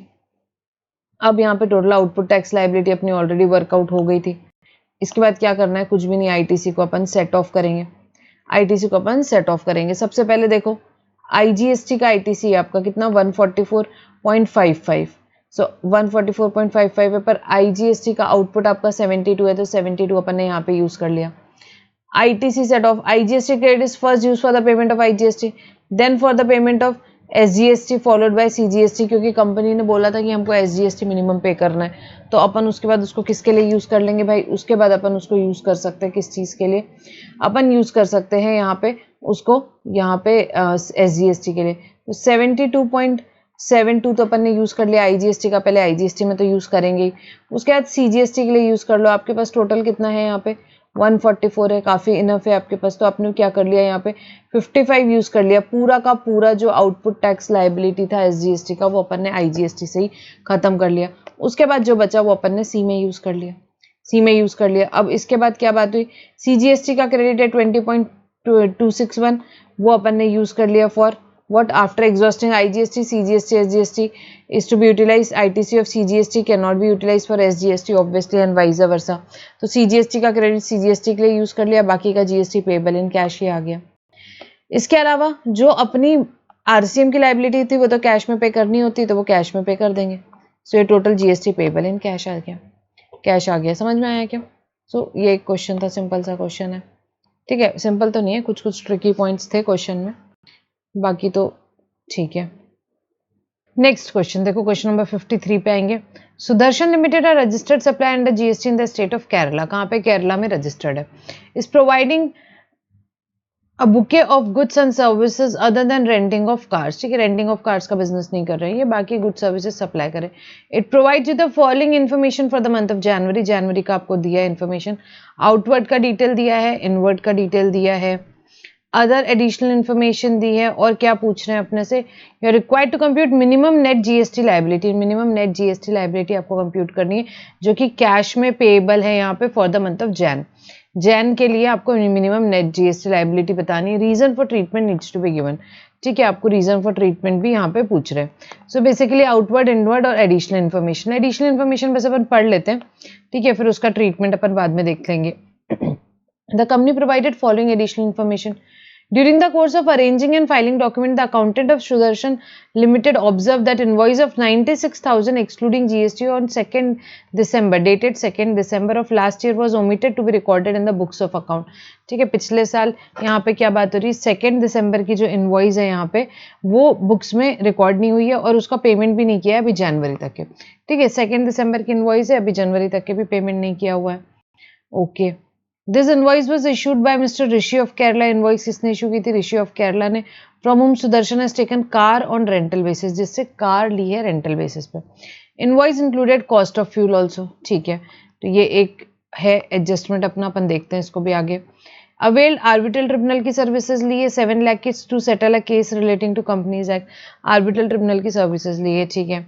The company claimed depreciation under the Income Tax Act on the new truck purchase including applicable taxes। ठीक है, तो डेप्रिसिएशन इसमें क्लेम किया गया है, जो भी ट्रक का डिटेल्स अपन देखेंगे ऊपर दिया है उस पर क्या है, डेप्रिसिएशन भी क्लेम किया है और टैक्सेस पे भी डेप्रिसिएशन क्लेम कर लिया। तो जब हम यहाँ पे GST कंपोनेंट पे डेप्रिसिएशन क्लेम करते हैं तो उस केस में हम ITC नहीं ले सकते हैं, देख लेंगे। Saksham steel is mandatory required to issue e invoice. इनको ई इनवॉइस कंपलसरी था। It did not issue e invoice, but इन्होंने ई इनवॉइस इशू नहीं किया विथ आयरन के साथ।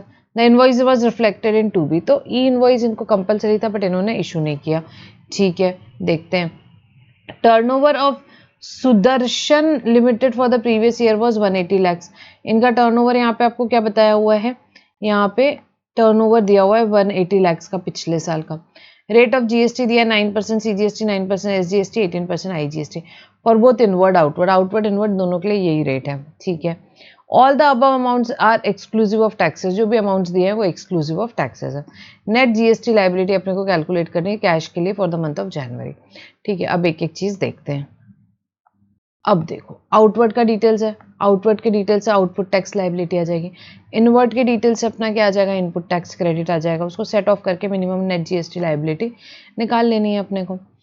सबसे पहले आउटवर्ड से शुरू करते हैं। Distributed 1000 free gifts electronic item worth ₹5,000 each purchase from unregistered local vendor to its customer within Kerala in the month. अब फ्री गिफ्ट डिस्ट्रीब्यूट किया आपने विदाउट कंसिडरेशन हो गया। किसको दिए? कस्टमर को दिए। शेड्यूल 1 पे भी नहीं आते तो भाई सप्लाई नहीं है, सप्लाई नहीं, विदाउट कंसिडरेशन है। विदाउट कंसिडरेशन है तो यहाँ पे ये ना 7(1)(a) के हिसाब से सप्लाई है, कस्टमर को दिए, कोई रिलेटेड पार्टी को नहीं दिए, तो ये शेड्यूल 1 के हिसाब से भी सप्लाई नहीं है। तो सप्लाई नहीं है, सप्लाई नहीं है तो बात ही खत्म हो गई। बात ही खत्म होगी, वैल्यू क्यों ही निकालेंगे, सीधी बात है, लिख दो यही point. Free gift to customer, not supply as it is made without consideration and also not covered in schedule 1 because free gift have been distributed to unrelated person, customer are not related person, ठीक है, and ITC is also not availed on the same। so बहुत simple सी बात है, free gift जो आप customer को दोगे उस पे क्या होगा, कोई यहाँ पे ना वैल्यू निकालनी ना कोई यहाँ पे GST इन्वॉल्व रहेगा, समझा क्या? ठीक है। और आप यहाँ पे जब फ्री में गिफ्ट्स दे रहे हो तो वो याद है क्या, ब्लॉक क्रेडिट वाला पॉइंट, आईटीसी भी नहीं मिलता, ठीक है, जो भी अपन फ्री गिफ्ट्स वगैरह देते हैं उस पर अपने को आईटीसी भी नहीं मिलता है। उसके बाद फर्स्ट पॉइंट हो गया, supply a consignment of goods in territorial water to Dhruvatara enterprises, ठीक है, आप कौन हो, आप सुदर्शन लिमिटेड हो, आप केरला में हो, ठीक है, आपने सप्लाई किए गुड्स टेरिटोरियल वाटर में, किसको, ध्रुवता एंटरप्राइजेस को। The set territorial water is located at 11 nautical miles from base line of Kerala and 12 nautical miles from base line of Tamil Nadu. तो नियरेस्ट बेस लाइन आपकी क्या हो जा रही है, केरला की हो जा रही है। याद है क्या, सेक्शन 9 ऑफ IGST एक्ट अपन ने देखा था, उसमें जो नियरेस्ट बेस लाइन पे है वहां पे क्या हो जाएगा, आपका प्लेस ऑफ सप्लाई हो जाएगा। लोकेशन ऑफ सप्लायर, आप सप्लायर हो, आप सप्लाई कर लो, आपका लोकेशन हो गया केरला। प्लेस ऑफ सप्लाई अपनी नियरेस्ट बेस लाइन क्या है, केरला है, 11 नॉटिकल माइल्स पे, तमिलनाडु तो दूर है, ठीक है, 12 नॉटिकल माइल्स पे है वो। सो प्लेस ऑफ सप्लाई भी केरला जाएगा। LOS POS दोनों एक ही स्टेट में आ गया, तो टैक्स क्या लगेगा भाई, CGST SGST 6 लाख पे CGST SGST लग जाएगा। रेट ऑफ टैक्स अपने को दिया हुआ है 9%, 9%। सो बस यहाँ अपने को बता देना है, supply of consignment in territorial water, place of supply will be Kerala near to the base line and hence it will be an intrastate supply. That's it, simple सी बात है। Third, advance receive during the month for future intrastate taxable supply, advance मिला है अपने को, ठीक है, यहाँ पे इस महीने में जनवरी में advance of 2,10,000 was related to supply of goods and rest was related to service. Total 7 lakh का एडवांस है, उसमें से 2,10,000 तो गुड्स के लिए। अब गुड्स के केस में अपने को पता है एडवांस आए तो भी टाइम ऑफ सप्लाई गुड्स का क्या बोलता है, date of issue of invoice और last date of issue of invoice, advance को इग्नोर ही करना है। सर्विस के केस में डेफिनेटली एडवांस पे अपन टैक्स पे करते हैं। सो अभी अपन 7 लाख माइनस 2,10,000 उसी की टैक्स लाइबिलिटी आएगी यहाँ पे जनवरी में, देख लो। Receipt of advance from customer, tax will be payable only on advance of service. In case of goods tax is payable at the time of issue of invoice और last date of issue of invoice and not at the time of receipt of advance. तो बड़ी simple सी बात है, 7 लाख में से 2,10,000 minus कर दो, वैल्यू अपनी 4,90,000 क्या है, जो एडवांस सर्विसेज का है उस पर CGST 9%, SGST 9%, इंटरेस्ट यहाँ क्लियरली लिखा हुआ है, ठीक है, समझ में आया क्या, सिंपल सिंपल पॉइंट्स है।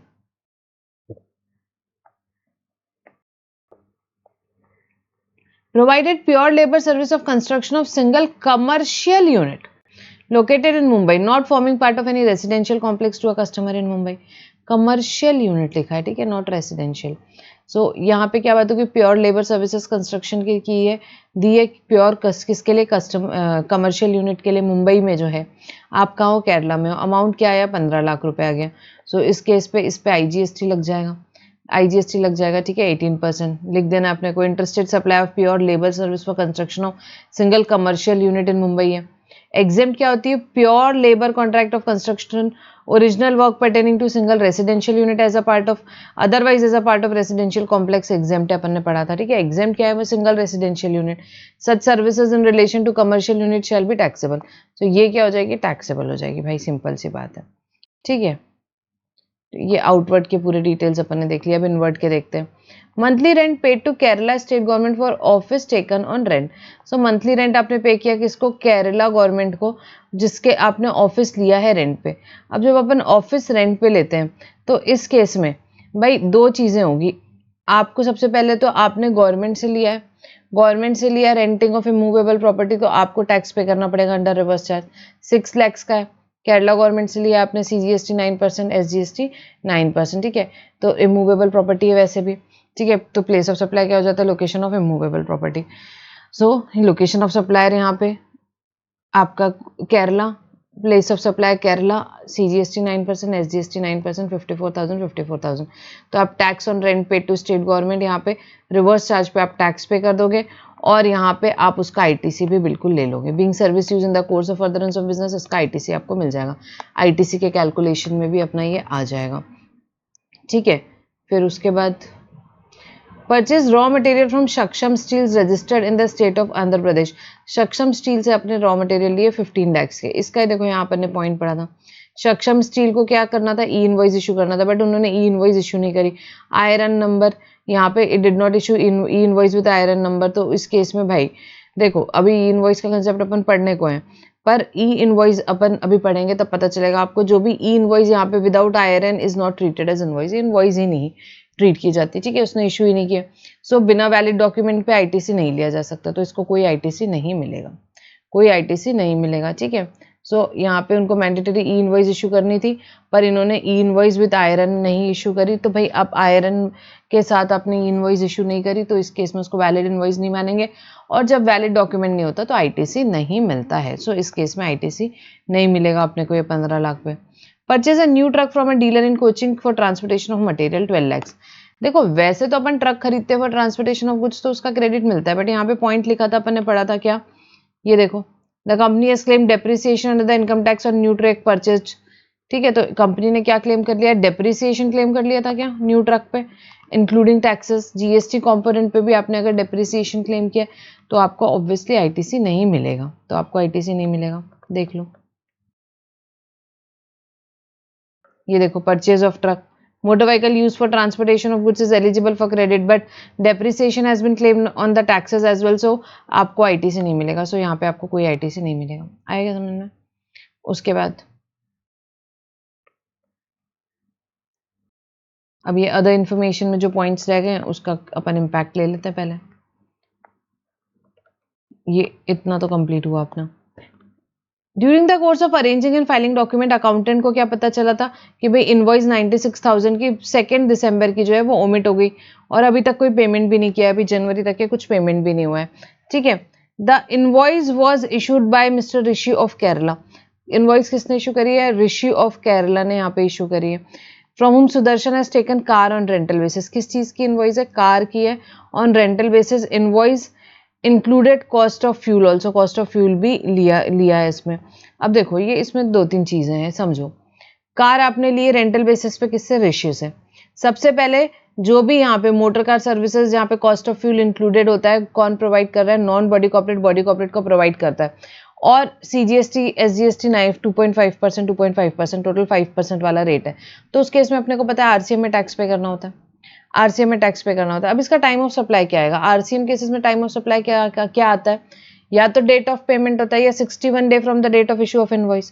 पेमेंट तो हुआ नहीं है, 61 day from the date of issue of invoice आपका कब आएगा, 1 फेब को। देखो 2 दिसंबर की इनवॉइस है, ठीक है, तो 29 डेज दिसंबर के हो गए, यहाँ पे 31 डेज आपके किसके हो गए, आपके 31 डेज हो गए अपने इसके क्या बोलते हैं जनवरी के, तो ये 60 डेज हो गए, और फर्स्ट फेब आएगा आपका इसका टाइम ऑफ सप्लाई, 1 फेब आएगा, being earlier of date of payment, और 61 day from the date of issue of invoice of supply. So यहाँ पे क्या गया, सिंस टाइम ऑफ सप्लाई जो है जनवरी में नहीं आ रहा है तो टैक्स पे करने की बात नहीं आती, तो अभी आपको टैक्स तो कुछ पे करना नहीं है जनवरी में, पहली बात। दूसरी बात, आईटीसी की करें तो जो मोटर व्हीकल सर्विसेज है, renting of motor vehicle services का आईटीसी ब्लॉक दे, आपको पता है ब्लॉक दे, ठीक है, क्योंकि recipient same line of business में तो है नहीं, तो ये आईटीसी भी ब्लॉक्ड रहेगा आप, ठीक है। तो आपको अभी पेमेंट कब करना है, फेब में करना रहेगा, और उसका आईटीसी भी नहीं मिलेगा। ये एक पॉइंट हो गया। अब एक पॉइंट और बचा अपना, यहाँ आर्बिट्रल ट्रिब्यूनल की सर्विसेज ली हो आपने केरला में ही किसी से, यहाँ पे इन केरला सॉरी आर्बिट्रल ट्रिब्यूनल की सर्विसेज ली आपने कन्नूर केरला में, कितने की, 7 लाख की। किस चीज़ के लिए, केस सेटल करने के लिए, केस सेटल करने के लिए। तो इस केस में इस 7 lakhs पे आप टैक्स पे करोगे, आर्बिट्रल ट्रिब्यूनल की सर्विसेज बिजनेस एंटिटी लेती है तो बिजनेस एंटिटी टैक्स पे करती है अंडर आरसीएम, तो आपको टैक्स पे करना है, आपको टैक्स पे करना है। पर इसमें एक बात आती है कि भाई आप टैक्स पे करोगे, पिछले साल का आपका यहाँ पे देखो टर्नओवर क्या है, सुदर्शन का पिछले साल का 180 lakhs है, तो ऑब्वियसली इस साल में टैक्स पे करने को आएगा। ये देख लो, लिख देना है अपने कोई बात कि ये टैक्स पे करना है। 7 लाख पे 9% CGST, 9% SGST. Service provided by arbitral tribunal to business entity with aggregate turnover up to threshold limit for registration in the previous year are exempt. The service provided by arbitral tribunal to Sudarshan to a business entity whose aggregate turnover in the previous financial year exceeds the applicable threshold shall be liable to tax. ठीक है, so which is 20 lakhs being supplier of goods or service in the Kerala. So यहाँ पे service use की गई इन the course of furtherance of business, तो इस case में आपको यहाँ पे टैक्स पे करोगे, आईटीसी भी मिल जाएगा।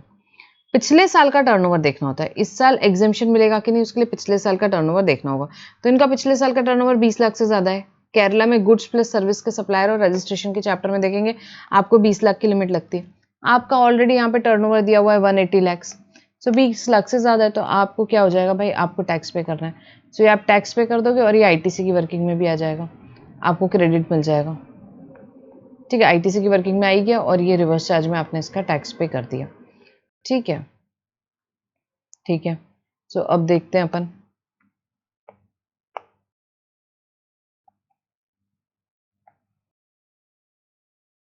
टोटल आउटपुट टैक्स अपना यहाँ पे आ गया। आईटीसी अपने पास क्या अवेलेबल है, ये देखो आईटीसी के अपने सारे पॉइंट्स हो गए। आईटीसी अवेलेबल 1,17,000 सीजीएसटी, 1,17,000 एसजीएसटी आपके पास में है। ठीक है, सो अपन क्या कर लेंगे, सबसे पहले यहाँ पे आपके पास आईजीएसटी का तो कोई क्रेडिट है नहीं, सीजीएसटी को क्रेडिट को आप सबसे पहले सीजीएसटी के लिए यूज़ कर लोगे, उसके बाद आप आईजीएसटी के लिए यूज़ कर लोगे। ठीक है, उसके अलावा एसजीएसटी के क्रेडिट को एसजीएसटी के लिए यूज़ कर लोगे, उसके बाद आईजीएसटी के लिए यूज़ कर लोगे। सीजीएसटी एसजीएसटी तो कुछ पे करने का आया नहीं है, आईजीएसटी पे करने का आया है, वो आपको पे करना रहेगा। प्लस जो रिवर्स चार्ज का पेमेंट होता है वो हमेशा कैश में करना होता है, तो वो रिवर्स चार्ज का पेमेंट भी आप क्या कर दोगे, यहाँ पे कैश में कर दोगे रिवर्स चार्ज का पेमेंट, दैट्स इट। ठीक है, सेट ऑफ तो बहुत ईजी है, आपको पता ही है। सो सिंपल सा क्वेश्चन था, सिंपल सिंपल एडजस्टमेंट थे, एक आधी पॉइंट ट्रिकी था, बाकी तो सिंपल था। ये सेम पॉइंट अपन ने देखा था आरसीएम वाले चैप्टर में भी, जब अपन क्वेश्चंस कर रहे थे तब अपन ने सेम पॉइंट देखा था। ठीक है, सो ये क्वेश्चन नंबर 53 होता है। क्वेश्चन नंबर 54 जो है, 53 आई थिंक एग्जाम का क्वेश्चन है,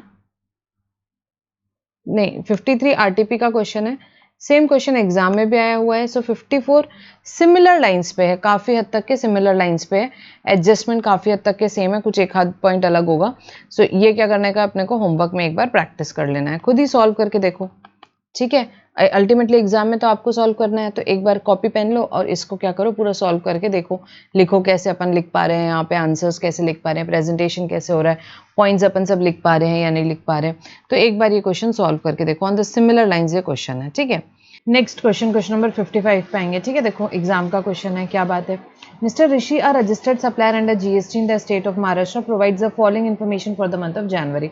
जनवरी की यहाँ पे इंफॉर्मेशन दी हुई है, आउटवर्ड सप्लाई की, उसके बाद इनवर्ड सप्लाई की एडिशनल इन्फॉर्मेशन दी है, और क्या पूछा है, from the above information you are required to compute net GST liability. आपको नेट जीएसटी लाइबिलिटी कैलकुलेट करनी है यहाँ पे। ठीक है, in cash, CGST, SGST, IGST as the case में भी, for the month of January आपको नेट जीएसटी लाइबिलिटी कैलकुलेट करनी है, कब के लिए, जनवरी के लिए, जनवरी के लिए। assessee wants to make cash payment of GST under SGST head as far as possible। Maximum amount वो क्या करना चाहते हैं भाई, SGST में पे करना चाहते हैं, SGST में पे करना चाहते हैं। ठीक है, एडिशनल इन्फॉर्मेशन देख लेते हैं, फिर उसके बाद इनवर्ड आउटवर्ड का डेटा देखते हुए अपन क्वेश्चन सॉल्व करेंगे। मे बी एडिशनल इन्फॉर्मेशन में कुछ पॉइंट्स इनवर्ड आउटवर्ड से रिलेटेड हो। ठीक है, तो एक बार वो देख के फिर अपन देखते हैं वो। सो एडिशनल इन्फॉर्मेशन में क्या क्या पॉइंट्स दिए हुए हैं वो समझेंगे। Turnover of previous financial year was 21 lakh, पिछले साल का टर्नओवर आपको दिया हुआ है 21 lakh. He has availed services in an interstate transaction with taxable value of 4 lakhs and tax rate of 18%। कोई इंटरस्टेट सर्विस ली है, यहाँ पे इंटरस्टेट ट्रांजैक्शन किया है, यहाँ पे इन्होंने 4 लाख रुपीज का टैक्स, उस पर 18%। The transaction was liable under reverse charge. वो ट्रांजैक्शन क्या था भाई, यहाँ पे रिवर्स चार्ज में टैक्सेबल था। ठीक है, इन्होंने क्या करी, अवेल करी है सर्विस, अवेल करी सर्विस जिस पे टैक्स पे करना था under reverse charge. Payment for the same to the supplier was not made till current month. अभी तक के उसका आपने पेमेंट किया नहीं है सप्लायर को। ठीक है, was not made till current month। ठीक है, overdue for 181 days as at 1st January। overdue हो गया कितना यहाँ पे, 181 days 1st January को। However, the tax due under the said transaction was paid to the government and credit availed in the month of transaction itself। ठीक है, तो credit already ले लिया, टैक्स पे कर दिया। अब देखो एक इंपॉर्टेंट पॉइंट है, वो याद है क्या, 180 डेज वाला जो अपन ने पॉइंट पढ़ा था, उसमें जो transaction was liable to reverse charge की जो ट्रांजैक्शन है वो उसमें एक्सेप्शन में थे क्या, उसको 180 डेज वाला लगता ही नहीं है। रिवर्स चार्ज वाले केस में 180 डेज वाला लगता ही नहीं है। ठीक है, गवर्नमेंट को टैक्स मिल गया, उसमें एक्सेप्शन में आ जाता है, तो कोई इसमें रिवर्सल वाली बात आएगी नहीं एक्चुअली। उसके बाद out of 15 invoices as per about 12 invoices involving IGST of 95,000 were uploaded by supplier and there GSTR1 and got reflected in 2B of mister Rishi. So यहाँ पे कहीं दिए होंगे ऊपर, ये 15 इन्वॉइसेस दिए हुए हैं, ठीक है, 1 लाख के, उसमें से खाली 12 इन्वॉइसेस जो हैं उस पे जिस पे IGST 95,000 का वो ही अपलोड किए सप्लायर ने और आपके 2B में रिफ्लेक्ट हुए, तो ऑब्वियसली आपको 95,000 का ही क्रेडिट मिलेगा, ठीक है। जो सप्लायर अपलोड कर देता है GSTR1 में और आपके 2B में रिफ्लेक्ट होते हैं, आपको उसी का क्रेडिट मिलेगा, ठीक है। तो एक ये पॉइंट ऊपर के जो गिवन डेटा है उसमें यहाँ पे रिलेट होता है। उसके बाद ये send goods valued 1 lakh to the job worker को गुड्स भेजा 1 लाख के in the state of Kerala, who further process the set goods and made direct supply on 31 January from Kerala to a buyer in the state of Maharashtra at a price of 1 lakh. So आपने कुछ 1 लाख रुपए के job worker को भेजे केरला में, उसने processing वगैरह करी और सप्लाई कर दिया 31 जनवरी को केरला से, किसको, महाराष्ट्र में सप्लाई कर दिया 1 लाख रुपए में, 1 लाख रुपए में। The mister Rishi has declared job worker place of business additional place of business और जॉब वर्कर इज रजिस्टर्ड, ठीक है। तो अभी अपन जॉब वर्क का चैप्टर पढ़ने के हैं, बट अपन ने ये पॉइंट भी डिस्कस किया था पहले। जॉब वर्कर क्या कर सकता है, अभी अपन देख लेंगे डिटेल में। जॉब वर्कर अपने प्रेमाइसेस से भी क्या कर सकता है, गुड्स भेज सकता है और माना जाएगा कि प्रिंसिपल ने सेंड किया है, ठीक है। तो अभी देखते हैं point. Out of advance receive for future supply 5 lakh related to supply of goods and rest related to supply of service. यहाँ पे कहीं एडवांस रिसीव का आपको डेटा दिया होगा, उसमें ये क्या बोल रहे हैं, 5 लाख रुपए गुड्स के हैं, बाकी सर्विस के हैं, ये एडवांस का डेटा दिया हुआ है। इसमें 5 लाख गुड्स का है, बाकी का सर्विस का है। Rate of GST, CGST, SGST, IGST are 9%, 9%, 18% respectively for both inward and outward supply of goods and services unless otherwise provided, ठीक है। तो यहाँ पे गुड्स और सर्विसेज का रेट क्या है, CGST, SGST 9%, 9%, IGST 18%, inward outward supply of goods और सर्विसेज के लिए, ठीक है, unless otherwise provided. All the amounts are exclusive of taxes, सारे अमाउंट एक्सक्लूसिव ऑफ टैक्सेस है जहाँ पे भी एप्लीकेबल है।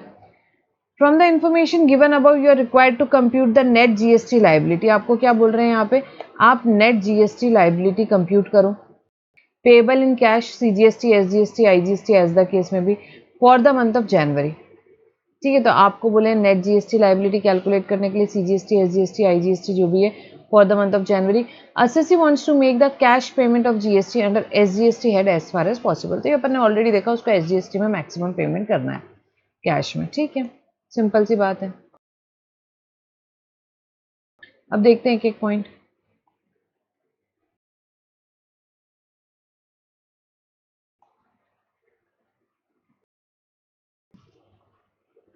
वो 14 मार्क्स का क्वेश्चन है, बढ़िया क्वेश्चन है। सप्लाइड, आउटवर्ड सप्लाई का डिटेल्स देखेंगे। Supplied computers which were purchase from an unregistered supplier without any consideration to his brother in law in Ranchi, market value of supply was 62,000। Computer supply किए, किससे purchase किए थे, unregistered supplier से purchase किए थे, तो कोई GST लग के आया नहीं, तो कोई IT से लिया नहीं। सप्लाई किया कंप्यूटर किसको, विदाउट कंसिडरेशन किया, सबसे पहले किसको किया, ब्रदर इन लॉ को।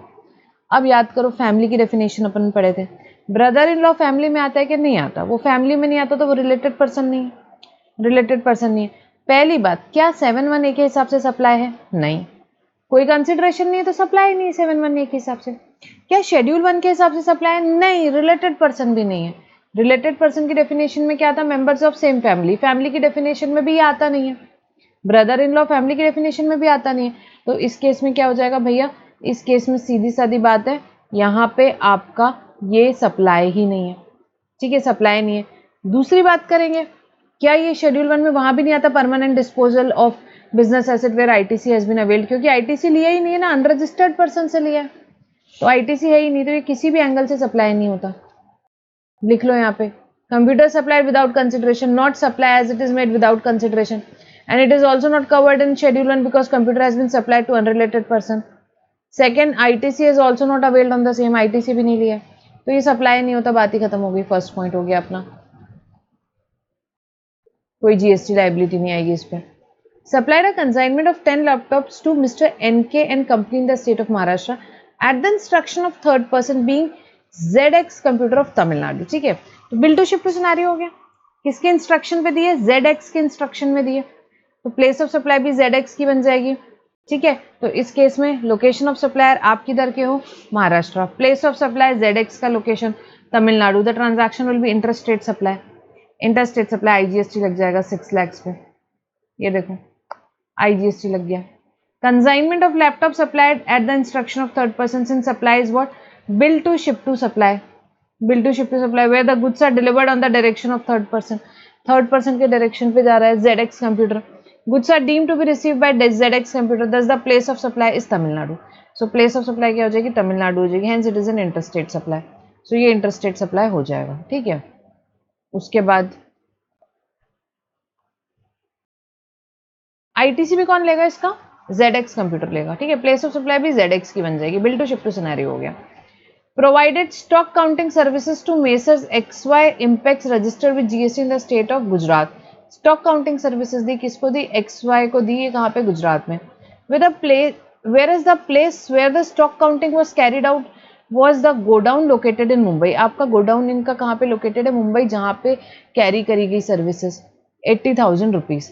अब स्टॉक काउंटिंग सर्विसेज, ठीक है, आप कहाँ से हो, आप हो कहाँ से, महाराष्ट्र से। दूसरी बात होगी क्या ये सप्लाई क्या होगी, इसका प्लेस ऑफ सप्लाई क्या होगा, तो प्लेस ऑफ सप्लाई में लोकेशन ऑफ रिसिपेंट होगा, ठीक है, डिफॉल्ट रूल लग जाएगा, लोकेशन ऑफ रिसिपेंट होगा। अब लोकेशन ऑफ रिसिपेंट की डेफिनेशन याद करो, अगर आपका फिक्स्ड एस्टेब्लिशमेंट है तो लोकेशन ऑफ रिसिपेंट वो फिक्स्ड एस्टेब्लिशमेंट बन जाता है। So godown at Mumbai, देखो यहाँ पे क्या, it is an interested supply, place of supply क्या होगी, location of recipient which Mumbai. Godown at Mumbai is a fixed establishment, it will become the location of recipient. First page पे अपन ने location of recipient की definition देखी थी, याद करो, प्लेस ऑफ सप्लाई में। सो 80,000 पे 9% CGST, 9% SGST, इंपॉर्टेंट पॉइंट। उसके बाद providing renting services office service apartment in Mumbai to ABC Mumbai. Renting services आपने दी किसके, अपने सर्विस अपार्टमेंट है आपका कोई मुंबई में, किसको, ABC लिमिटेड मुंबई को। 30,000 रुपीज की सर्विस है, तो सिंपल सा है, 30,000 की सर्विस है। Service of renting of residential dwelling to registered person is not exempt. Interested supply, place of supply is Maharashtra as property is located in Maharashtra. Property जहाँ पे होती है immovable property में वो place of supply हो जाती है। So place location of supplier Maharashtra, place of supply Maharashtra, transaction would be interested, tax लग जाएगा CGST SGST, तो सिंपल सा पॉइंट है। उसके बाद प्रोवाइडिंग रेंटिंग सर्विसेज, सॉरी ये हो गया, recovery agent services provided to apex finance limited and NBFC located in Delhi. Recovery agent services आपने प्रोवाइड करी किसको, एपेक्स फाइनेंस लिमिटेड को। एपेक्स फाइनेंस लिमिटेड क्या है, NBFC है, located in Delhi. Recovery agent services आप प्रोवाइड करते हो यहाँ पे किसको, NBFC को, तो अपनी बात हुई है, टैक्स कौन पे करेगा, अंडर रिवर्स चार्ज NBFC पे करेगी, आपको कुछ पे करने की जरूरत नहीं है, ठीक है। तो recovery agent services provided to NBFC, taxes payable by NBFC under reverse charge, आपको यहाँ पे कुछ पे करना नहीं है, ठीक है, 2 लाख रुपए पे। उसके बाद advance receive during the month for future intrastate supply, advance आपको मिला है 9 लाख का। नीचे अपन ने पॉइंट पढ़ा था, इसमें से 5 लाख का सप्लाई ऑफ गुड्स से रिलेटेड है, बाकी सप्लाई ऑफ सर्विस से रिलेटेड है। सो जो 5 लाख का, अभी आपको पता है ये बात, अपन ने भी पिछले क्वेश्चंस में ही डिस्कस की कि जो यहाँ पे गुड्स के लिए एडवांस आता है, गुड्स के केस में टाइम ऑफ सप्लाई क्या होता है, date of issue of invoice और last date of issue of invoice, ठीक है। उस केस में एडवांस से कोई फर्क नहीं पड़ता। बाकी का जो सर्विस के लिए आया 4 लाख रुपए, उस पर आप GST डिस्चार्ज करोगे डेफिनेटली इस मंथ पे, तो 4 लाख पे आपको GST डिस्चार्ज करना है। क्लियर यहाँ पे क्वेश्चन में ही यहाँ पे दिया हुआ इंटरेस्टेड सप्लाई है, तो CGST SGST लग जाएगा। 4 लाख पे CGST 9%, SGST 9%। Tax on advance for supply of goods of 5 lakh will be payable at the time of issuance of invoice, that's it, ठीक है। सर्विस के केस में लग जाएगा। तो ये पूरे पॉइंट्स अपने होते हैं। इसके बाद में जो पॉइंट्स है इनवर्ड्स के वो देख लेते हैं। Imported computer accessory from Korea. Goods landed in Mumbai port. The goods reached at his registered premises on 3rd January. ठीक है, अपन जान का ही कैलकुलेशन कर रहे हैं, तो 3rd January को गुड्स आपके यहाँ पे आ गए। IGST has been paid on imported goods on 28 December of the preceding year. 28 दिसंबर को IGST पे किया, बट अपन क्रेडिट कब लेते हैं, जब अपने यहाँ पे गुड्स आते हैं उसके बाद ही अपने को ITC मिलता है। This is one of the condition for availing ITC under section 16 what we have seen. So 5 lakh पे यहाँ पे आपका आ जाएगा भाई, ये देखो ITC की वर्किंग में आ जाओगे। 5 लाख पे 18% comes to 19,000. Import of computer accessory input tax, it includes IGST charge on imported goods, ठीक है। उसके बाद avail GTA service from messrs speed trans of Kolkata. GTA कहाँ का है, कोलकाता का है, ठीक है। Location of supplier Kolkata. GTA with regard to transport of traded goods where rate of GST is 2.5% each CGST, SGST, IGST 5% was applicable. Speed Trans has not exercised to option to itself pay GST on GTA. वो speed trans नहीं पे करे तो अपन पे करेंगे 5% पे RCM में। सो 1 लाख पे 5% आ जाएगा आपका। ठीक है, आप 1 लाख पे क्या करोगे, 5% से पे कर दोगे, IGST लग जाएगा। ठीक है, इंटरस्टेट सप्लाई हो गया ये। Taxes payable under reverse charge on GTA service receive from registered person, GTA is not opted to pay, it is an interstate supply because supplier कहाँ पे, कोलकाता में, और प्लेस ऑफ सप्लाई क्या हो जाएगा, लोकेशन ऑफ रजिस्टर्ड रिसिपेंट हो जाएगा। ठीक है, ट्रांसपोर्टेशन ऑफ गुड्स की सर्विस है, प्लेस ऑफ सप्लाई वाले चैप्टर में अपन ने पढ़ा है। प्लेस ऑफ सप्लाई क्या हो जाता है, लोकेशन ऑफ रजिस्टर्ड रिसिपेंट हो जाता है। T3OI BP केसेस याद है ना। सो यहाँ पे क्या हो जाएगा, यहाँ पे 5000 रुपीज़ आपको यहाँ पे करना रहेगा रिवर्स चार्ज के अंडर। 5000 पे करोगे, उसके बाद उसका क्रेडिट भी ले सकते हो क्या, यस। तो ITC की वर्किंग में भी साइमल्टेनियसली ले रहे हैं अपन इस पॉइंट को। ठीक है, इसके बाद apart from above receive 15 invoice involving IGST of 1 lakh during the current month. तो उस पर भी अपन ने यहाँ पे देखा था, एडिशनल पॉइंट्स में पॉइंट दिया हुआ था, याद है क्या, कि 95,000 के जो इन्वॉइसेज है वही अपलोड किए GSTR1 में सप्लायर ने और आपके 2B में रिफ्लेक्ट हुए। तो क्रेडिट कितने का मिलेगा, 95,000 का, ITC की वर्किंग में आ गया वो। ठीक है, अब इसके बाद turnover of the financial year. ठीक है, इसके लिए अपने को लिख देना है, 1 सेकेंड, ये जो पॉइंट है, he has availed services of, इसमें अपनी बात हो गई जो 180 डेज से ज़्यादा हो गया, क्योंकि ये रिवर्स चार्ज में है तो इस केस में कोई भी रिवर्सल नहीं होगा। तो ITC की वर्किंग में डाल देंगे, the condition for making payment of supply within 180 days so that the ITC avail does not get added to output tax liability does not apply to reverse charge cases, this ITC on 4 lakh will not be affected. ये अपन ने खाली point डाल दिया, इसका कोई adjustment होगा नहीं। उसके अलावा ये पॉइंट कवर हो गया, आउट ऑफ 15 इनवॉइसेस वाला हो गया, जॉब वर्क वाला रह गया है, वो देख लेते हैं। क्या किया था, 1 लाख के गुड्स आपने जॉब वर्कर को भेजे थे केरला में, उसने प्रोसेस किया और गुड्स सप्लाई कर दिया 31 जनवरी को केरला से महाराष्ट्र 1 लाख रुपीज़ में, और जॉब वर्कर को आपने डिक्लेयर किया है अपने एडिशनल प्लेस ऑफ बिजनेस में। सो जॉब वर्कर जो सप्लाई करता है, देखो क्या होगा, supply of goods by principal from job worker premises is regarded as supply by principal. भले जॉब वर्कर के प्रीमाइसेस से आपने गुड सप्लाई किए, वो क्या माने जाते हैं कि प्रिंसिपल ने ही सप्लाई किए, only irrespective of the location of job worker के लोकेशन के से कोई फर्क नहीं पड़ता। सो प्लेस ऑफ सप्लाई क्या हो जाएगा, location where the movement terminates, movement कहाँ टर्मिनेट हो रहा है, महाराष्ट्र में। सो इंट्रास्टेट सप्लाई हो जाएगा, इंट्रास्टेट सप्लाई हो जाएगा। देखो यहाँ कहाँ टर्मिनेट हो रहा है, बायर को केरला में दिए, सॉरी बायर को महाराष्ट्र में दिए, तो प्लेस ऑफ सप्लाई क्या हो जाएगी, महाराष्ट्र, जहाँ पे आपका मूवमेंट टर्मिनेट हो रहा है। लोकेशन ऑफ सप्लायर प्रिंसिपल का location Maharashtra, so it will be an intrastate supply. Job worker से कोई मतलब नहीं। सो 1 लाख पे 9% CGST, 9% SGST, ये आपकी टैक्स आ गई आउटवर्ड सप्लाई की, tax liability on outward supply. ठीक है, अब एक इंपॉर्टेंट पॉइंट है, देखो ऐसे वाले क्वेश्चंस में अपना ध्यान जाना चाहिए, क्या चीज़ पे, डायरेक्टली तो नहीं लिखा रहेगा आपको पर आपको समझना पड़ेगा। देखो आपको याद है कि वो अपन ने एग्जाम सप्लाई पढ़ा था for the purpose of this rule 42-43, उसमें क्या आता है, आपका जो आउटवर्ड RCM है, ठीक है, आपका जो आउटवर्ड सप्लाई है जिसपे क्या है RCM पे सामने वाला टैक्स पे करने वाला है, वो आपके RCM में आता है। तो आपका आउटवर्ड सप्लाई रिकवरी एजेंट की सर्विसेज आप दे रहे हो NBFC को, इस पे टैक्स RCM पे कौन पे करने वाली है, NBFC। तो ये आपकी एग्जाम सप्लाई हुई, ये आपकी एग्जाम सप्लाई हुई। और जब भी एग्जाम सप्लाई रहती है तो उस केस में क्या होता है आपको पता है ना, रिवर्सल करना पड़ता है अपने को ITC का, समझा क्या। ठीक है, तो रिवर्सल करना पड़ता है ITC का, सो आपको ITC का रिवर्सल करना पड़ेगा। सो अभी आपका ये देखो, ये रहा ये point, outward supply tax on which is payable under reverse charge is considered as exempt supply for the purpose of reversal of ITC। So ये कैलकुलेशन है, क्या है इसमें भाई, आपका यहाँ पे एग्जाम सप्लाई कितनी आ जा रही है, यहाँ पे एग्जाम सप्लाई के टुवर्ड्स ITC कितना एट्रीब्यूटेबल आ जा रहा है यहाँ पे। तो सबसे पहले ITC अपना कितना है, टोटल अपना ये देखो, ये ITC है 90,000 प्लस 5,000 कितना हो गया, 95,000 प्लस 95,000 की अगर हम बात करें, ठीक है। सो ये 1,90,000। So what is the ITC involve, 1,90,000 multiplied by turnover of exempt supply. Exempt supply का टर्नओवर कितना है, 2 लाख रुपए, ये एग्जाम सप्लाई कंसिडर किए, ये हो गया आपका 2 लाख रुपए, divided by total turnover. Total turnover में क्या आ जाएगा, ये सारे पॉइंट्स आ जाएंगे और इसमें एक चीज और ऐड हो जाएगी, ये देखो ये सारा आपका आउटवर्ड सप्लाई का ही अपना दिया हुआ है, ये सब आ जाएगा आपका 6,80,000, 30,000, 2 लाख, 4 लाख, 1 लाख। इसके अलावा यहाँ पे अपन ने जो एडवांस रिसीव हुआ था, ठीक है, एडवांस रिसीव हुआ था इंट्रास्टेट सप्लाई के लिए फॉर सप्लाई ऑफ गुड्स, वो भी यहाँ पे आ जाएगा आपके। टर्नओवर में। सो आपका टोटल टर्नओवर, आप इन सबका टोटल मारोगे प्लस 5 लाख, तो आपका टोटल टर्नओवर क्या हो जाएगा यहाँ पे 19,10,000। सो उतना आईटीसी का रिवर्सल करना पड़ेगा। तो ये पॉइंट आपको दिखेगा आगे भी एक दो जगह पे आता है, ठीक है। सो बेसिकली ये आपका आ गया ITC, total ITC what is available for set of ITC available. तो आपको समझा क्या, जो भी आपका आईटीसी है उसमें एग्जाम के टुवर्ड्स रिवर्सल करना है। सो एग्जाम टर्नओवर क्या रहेगा, जो भी आपके आरसीएम के सप्लाई हैं यहाँ पे आउटवर्ड वाले, जिसपे आगे वाला आरसीएम पे टैक्स पे करने वाला है, वो आपका एग्जाम सप्लाई हो गया डिवाइडेड बाय टोटल टर्नओवर। सो 170,105 अपना आ गया आईटीसी। बस अब तो क्या है, आउटपुट टैक्स लाइबिलिटी है 54,900 सीजीएसटी, एसजीएसटी, आईजीएसटी है 1,08,000।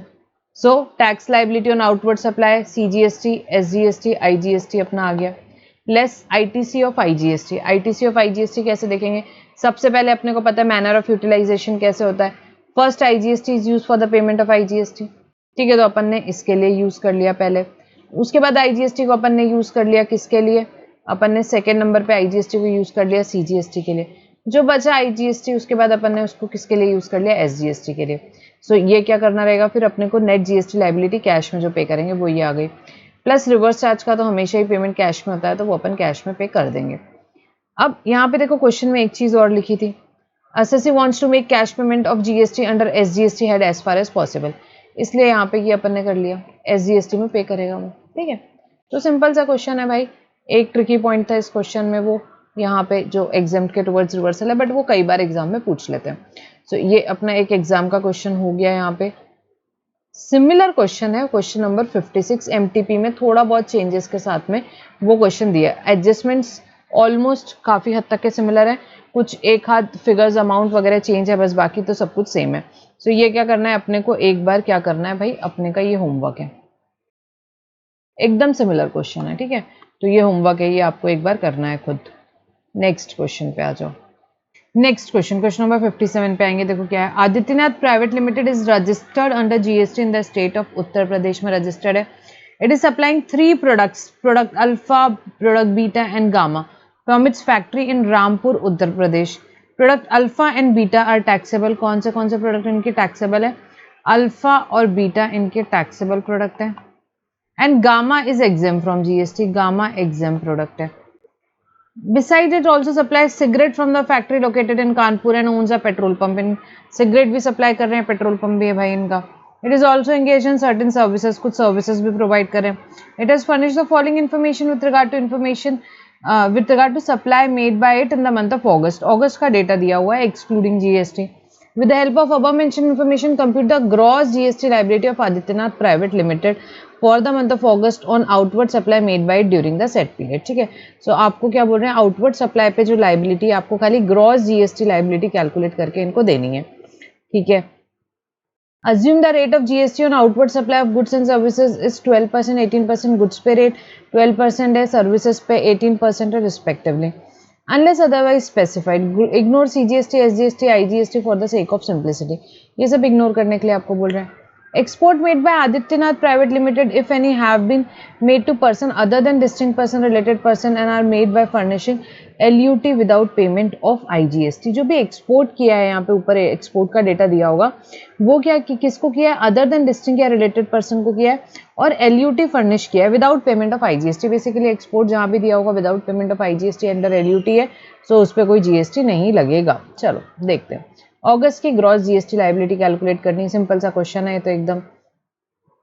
Cell supply of product alpha 50 lakhs का आपने सप्लाई किया, एक्सक्लूडिंग जीएसटी अमाउंट्स दिए हुए हैं, ठीक है, 50 लैक्स का।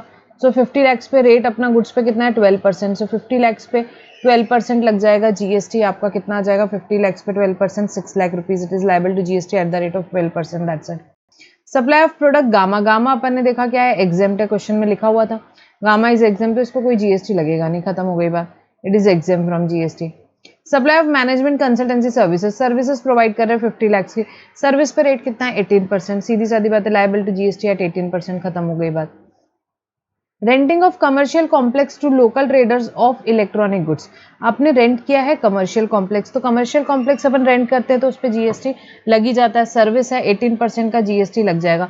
Renting of residential dwelling for users, residence होता है वो एग्जेम्प्ट होता है, कमर्शियल कॉम्प्लेक्स तो भाई हमेशा ही टैक्सेबल है। सो कमर्शियल कॉम्प्लेक्स है, सो टैक्स लग जाएगा। Export of product beta, beta product का आपने एक्सपोर्ट किया, नीचे दिखा हुआ था, अपन ने देखा एक्सपोर्ट क्या हो जाएगा under LUT without payment of GST, तो कोई जीएसटी नहीं लगेगा। लिख दो export of goods is a zero rated supply, a zero rated supply can be made without payment of tax under LUT, और यहाँ पे ये वैसे ही किया हुआ है तो कोई जीएसटी लाइबिलिटी नहीं आएगी। ठीक है। Export of consultancy services, consultancy services 20 lakh की है, including export made to Nepal based company 5 lakh, payment is received in the currency Indian currency in the said case. ठीक है। सो एक्सपोर्ट करी आपने कंसल्टेंसी सर्विसेज, यहाँ पे इसमें साथ में नेपाल का भी एक्सपोर्ट है 5 लाख का, पेमेंट आईएनआर में आया है, तो भाई नेपाल भूटान के केस में आईएनआर में रिसीव करते हैं तो आरबीआई यहाँ पे अलाउ करती है। देखेंगे एक्सपोर्ट ऑफ कंसल्टेंसी सर्विसेज, अपन ने अभी पढ़ा था एक क्वेश्चन में भी एक्सपोर्ट ऑफ सर्विसेज के लिए क्या क्या कंडीशंस पूरी होनी चाहिए। So an activity is treated as export if the payment is received in convertible foreign exchange और INR wherever permitted by RBI. In case of export of Nepal, RBI allow receipt of payment in Indian rupees. ठीक है, नेपाल भूटान में वो allow करते हैं। So export of service to Nepal are treated as normal exports. ठीक है, और ये क्या हो जाएगा, जीरो रेटेड हो जाएगा, without payment of tax under LUT हो जाएगा, इस पर कोई जीएसटी लगेगा नहीं। सो यहाँ पे एक्सपोर्ट ऑफ कंसल्टेंसी सर्विसेज पे भी कोई जीएसटी आएगा नहीं। ठीक है, उसके बाद sale of building, excluding stamp duty of this 2% value adopted for paying the duty, entire consideration is received after completion certificate, building was occupied thereafter। सो अपनी बात हुई है बिल्डिंग, शेड्यूल 3 याद करो, शेड्यूल 3 क्या बोलता है भाई, sale of building neither supply of goods nor supply of service, जहां पे आपका पूरा consideration has been received after completion certificate of first occupation whichever is earlier. So इस केस में कोई जीएसटी लगेगा नहीं, कोई जीएसटी लगेगा नहीं। ठीक है, सिंपल सा क्वेश्चन है। Interest receive on investment in FD with money bank, so आपको इंटरेस्ट रिसीव हुआ है on FD, interest received on FD is exempt income, अपना देखा हुआ है एग्जेम्प्ट होता है। So service of extending deposit loan advances so far as consideration receive by interest are exempt, तो ये आपका क्या हो जाएगा, एग्जेम्प्ट हो जाएगा इंटरेस्ट। उसके बाद sale of shares of a public company, आपने शेयर्स बेचे, यहाँ पे परचेज प्राइस दिया है, सेल प्राइस दिया हुआ है। सो याद है क्या, shares securities neither goods nor service, so shares are neither goods nor services, sale of shares neither supply of goods nor supply of service, not liable to GST, कोई GST नहीं लगेगा। उसके बाद सेल ऑफ सिगरेट, सिगरेट यहाँ पे cell की being GST levied eight 28% including excise duty, यहाँ पे आपको दिया हुआ है ये वैल्यू। तो भाई अपनी बात हुई है, याद है क्या, सिगरेट के केस में या किसी भी केस में 15(2) में अपन ने क्या बात की थी, वैल्यू में क्या क्या इंक्लूड करते हैं, तो उसमें कोई भी टैक्स सेस ड्यूटी है वो ऐड करते हैं। सो एक्साइज ड्यूटी वैल्यू में इंक्लूड होगी, कोई दिक्कत वाली बात नहीं, ये amount already including excise duty था।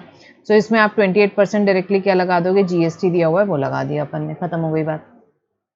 सप्लाई ऑफ पेट्रोल डीजल इन, अब पेट्रोल डीजल भी अपनी बात हुई है भाई, याद है क्या, पीएचएमएनए आइटम अपन ने पढ़ा था सेक्शन 9 सब सेक्शन 2 में कि भाई क्या है, कुछ गुड्स पे फ्रॉम अ नोटिफाइड डेट क्या लगेगा, जीएसटी लगेगा। तो पेट्रोल और डीजल भी वही आइटम है, they are not leviable to GST अभी तक, तो इस पर कोई जीएसटी नहीं आएगा। उसके बाद कौन सा है, amount receive from Durga Das private limited of Lucknow Uttar Pradesh, it has sponsored the business exhibition organised in Delhi by Adityanath private limited, sponsorship की बात है 6 लाख रुपीज। हाँ 6 लाख रुपीज, अभी देखो थोड़े टाइम पहले स्पॉन्सरशिप में अमेंडमेंट आया था, तो यहाँ पे थोड़ा सा चेंज आ जाएगा। कैसे चेंज आ जाएगा, देखो स्पॉन्सरशिप के केस में अभी क्या प्रोविजन है, देखो अभी नया प्रोविजन क्या है स्पॉन्सरशिप का, अगर अपन देखें तो आरसीएम चैप्टर खोला मैंने, ये देखो आप, सप्लायर कौन है, any person other than body corporate है। ठीक है, any person other than body corporate है। रिसिपिएंट कौन है, अगर बॉडी कॉर्पोरेट या पार्टनरशिप फर्म है तो बॉडी कॉर्पोरेट या पार्टनरशिप फर्म जो है वो टैक्स पे करेगी। तो सप्लायर कौन होना चाहिए, any person other than body corporate. अपने केस में सप्लायर कौन है भैया, बॉडी कॉर्पोरेट ही है, आदित्यनाथ प्राइवेट लिमिटेड सप्लायर है। ठीक है, Durga Das private limited recipient है। सो ये आरसीएम में नहीं जाएगा, सप्लायर अपना बॉडी कॉर्पोरेट है, रिसिपिएंट भी अपना बॉडी कॉर्पोरेट है, तो इस केस में फॉरवर्ड चार्ज लगेगा। तो ये 6 लाख पे टैक्स किसको पे करना पड़ेगा, आदित्यनाथ को करना पड़ेगा। ठीक है, तो ये एक्सप्लेनेशन वैसे चेंज होगा। सो 6 लाख पे यहाँ पे क्या लग जाएगा भाई, जीएसटी लग जाएगा आदित्यनाथ प्राइवेट लिमिटेड का 18% के हिसाब से। तो यहाँ पे 6 लाख का 18% कर लो, वो अमाउंट आपका आ जाएगा। यहाँ पे क्या हो जाएगा भाई, यहाँ पे वो अमाउंट आ जाएगा आपका, और यहाँ पे टोटल जीएसटी लाइबिलिटी उसके हिसाब से चेंज हो जाएगी अगर वैसे हम देखें तो। ठीक है, 1 सेकेंड ना,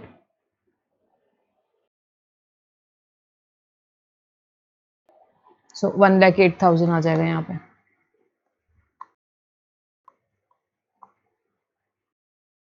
ठीक है,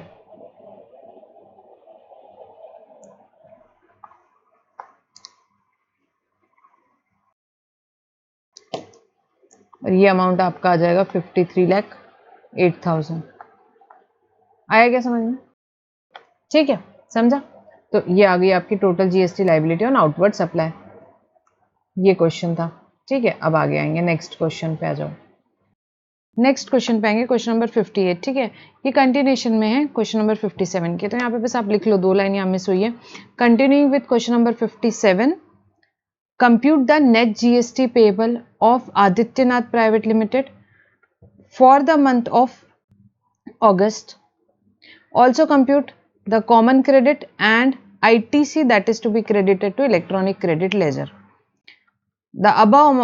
The below amounts are excluding GST. ठीक है. Following is the information given of their inward supply. सारी information दी हुई है. और क्या लिखा है यहाँ पे देखते हैं, देखो. Assume करना है आपको rate of GST inward supply of goods पे 12%, सर्विसेज पे 18%, 12% एंड 18% का रेट आपको अज्यूम करना है respectively, unless otherwise specified. Ignore CGST, SGST, IGST for the sake of simplicity. ठीक है, ये सब आपको इग्नोर करना है.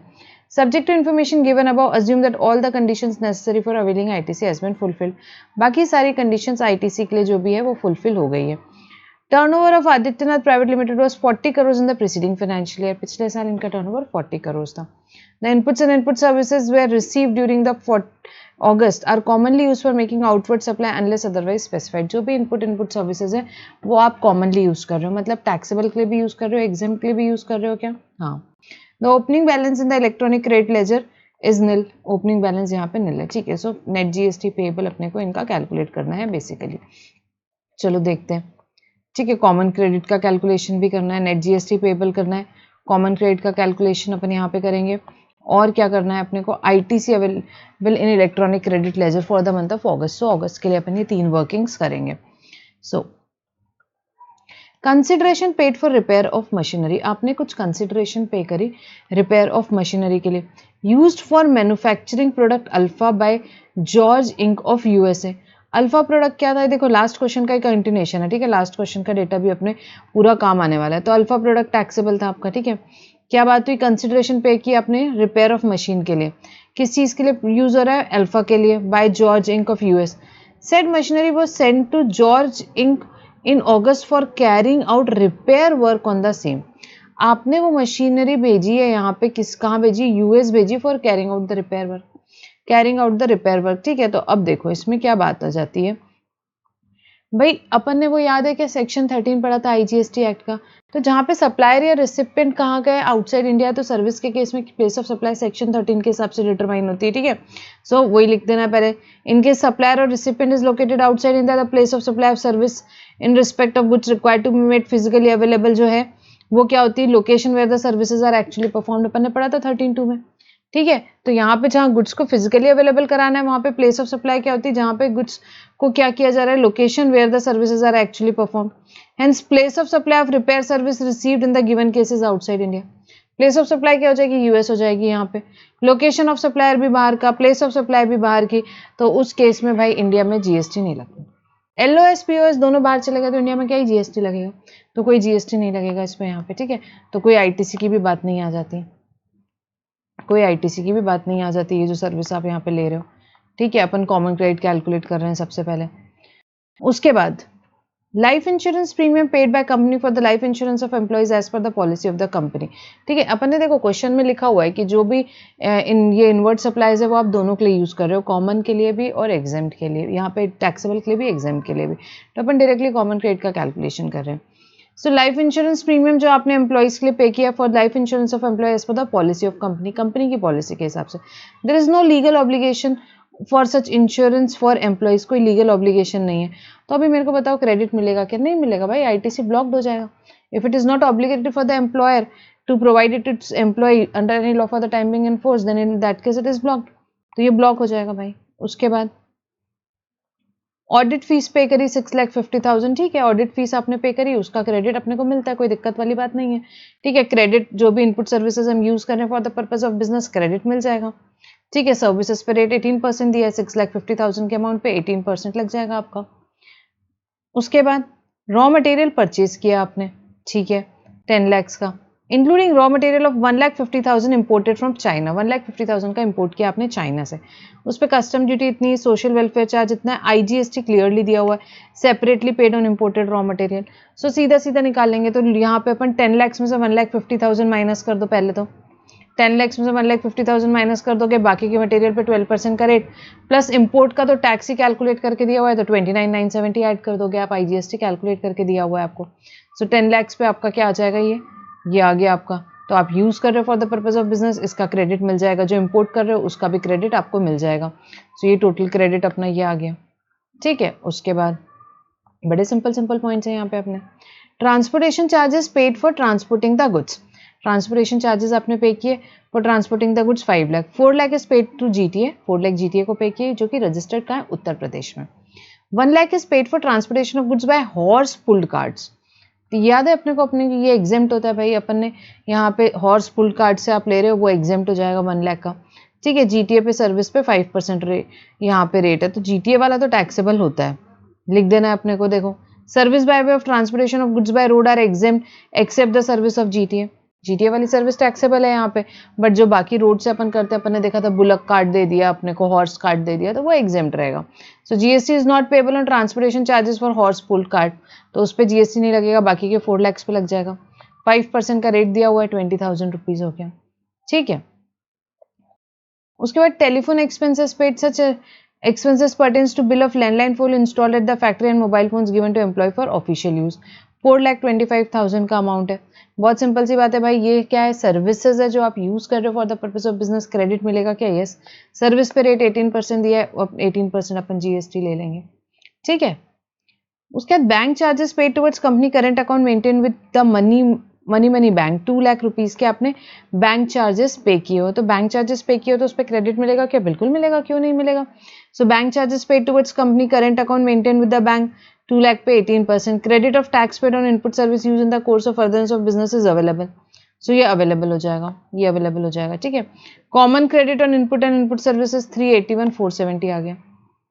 एक पॉइंट और क्या है यहाँ देखते हैं, legal services receive from advocate during the period only in relation to product beta, product beta के लिए मिली है ये, ठीक है, क्लियरली लिखा है।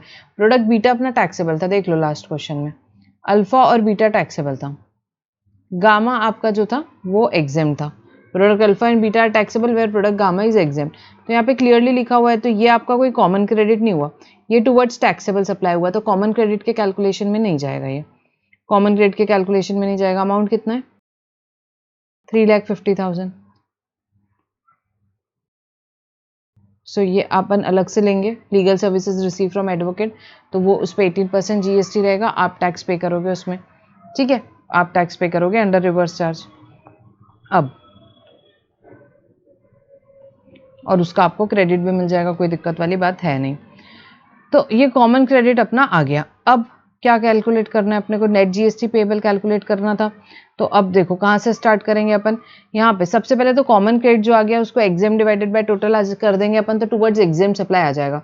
तो अभी यहाँ पे टर्नओवर के डिटेल्स के लिए लास्ट क्वेश्चन में जाना पड़ेगा, क्वेश्चन नंबर 57 में, ठीक है। तो क्वेश्चन नंबर 57 के हिसाब से टोटल टर्नओवर और एग्जेम टर्नओवर देख लेते हैं।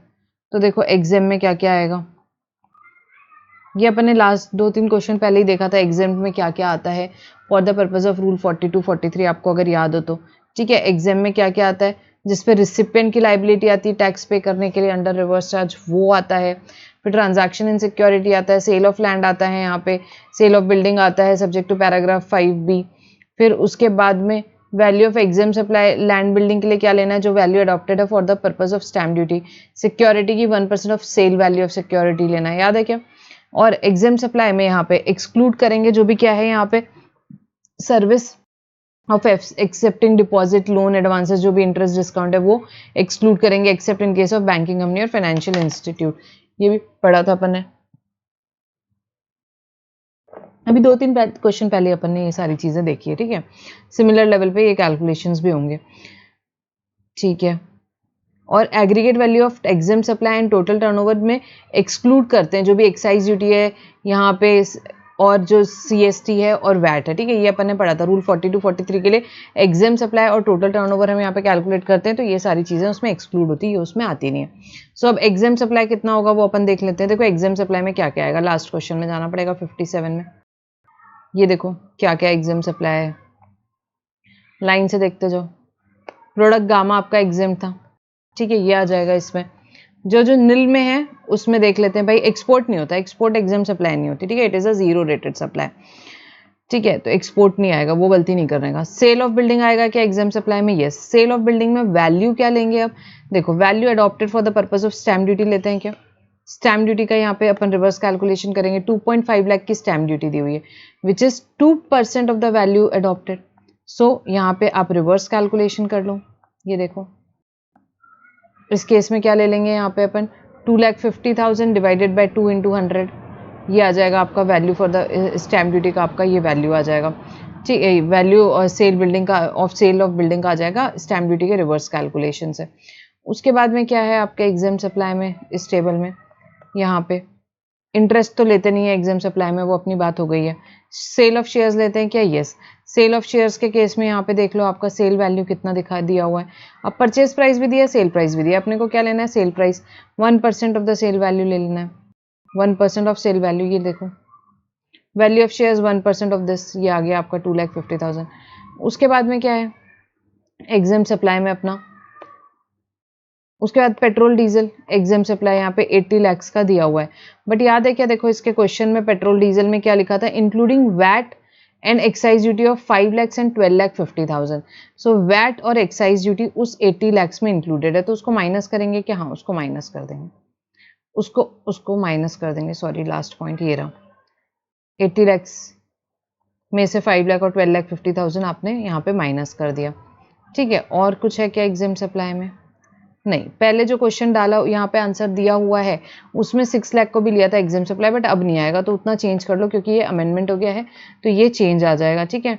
सो 6 लाख अभी आएगा नहीं एग्जाम सप्लाई में, that is not the tax जिस पे सामने वाला रिवर्स चार्ज में पे कर रहा है, आप पे कर रहे हो, तो ये यहाँ पे बेसिकली ये देखो ये 6 लाख कट हो जाएगा, अब 6 लाख कट हो जाएगा, बस ये 6 लाख के कारण बहुत सारे कैलकुलेशन एक्चुअली स्पीकिंग चेंज हो जाएंगे, ठीक है। 29 लाख यहाँ पे 29 करोड़ 60 लाख जो है, इसमें से 6 लाख माइनस कर दो तो 29 करोड़ 54 लाख रुपीज़ आपका यहाँ पे आ जाएगा चेंज, ठीक है। ये क्या हो गया? एग्जेम्प्ट का टर्नओवर हो गया। ये क्या हो गया भाई? एग्जेम्प्ट का टर्नओवर। टोटल टर्नओवर में क्या आएगा? टोटल टर्नओवर में तो सारे ही आइटम आ जाएंगे, ये देख लो।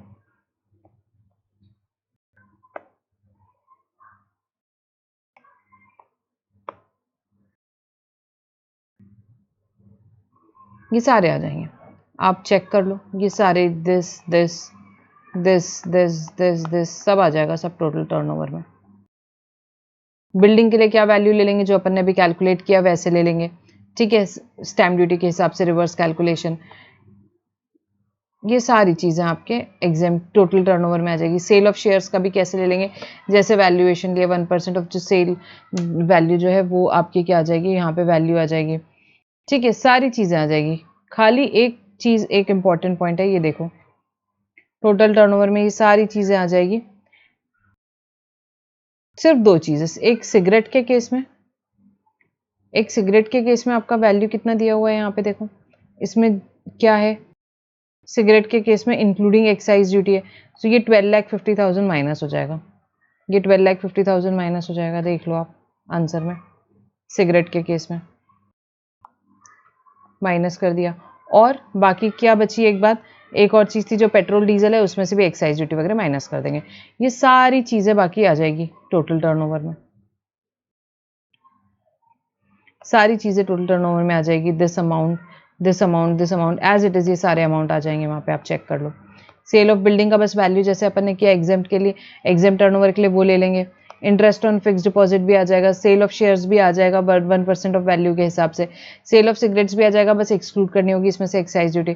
पेट्रोल डीजल का भी सेल आ जाएगा, खाली एक्सक्लूड करनी होगी ड्यूटीज टैक्सेस वगैरह, ठीक है। और ये अमाउंट भी आ जाएगा 6 लाख का, 6 लाख का अमाउंट भी आ जाएगा टोटल टर्नओवर में। So total turnover will be same, ठीक है। यहाँ पे 66 करोड़ 40 लाख आपका टोटल टर्नओवर हो जाएगा। आया क्या समझ में? तो ये exempt divided by total turnover अपन यहाँ पे करेंगे, तो अपन किस पे आ जाएंगे यहाँ पे भाई, अपन आ जाएंगे यहाँ पे जो भी common credit attributable towards exempt supply. अब इसमें देखो थोड़ा सा चेंज आएगा, कैसे कैलकुलेशन में चेंज आएगा बेसिकली, बिकॉज ऑफ दैट वो एक 6 लाख का रिमूवल, 381,470 मल्टीप्लाइड बाय, अब क्या अमाउंट हो गया ये 29 करोड़ 54 लैक्स,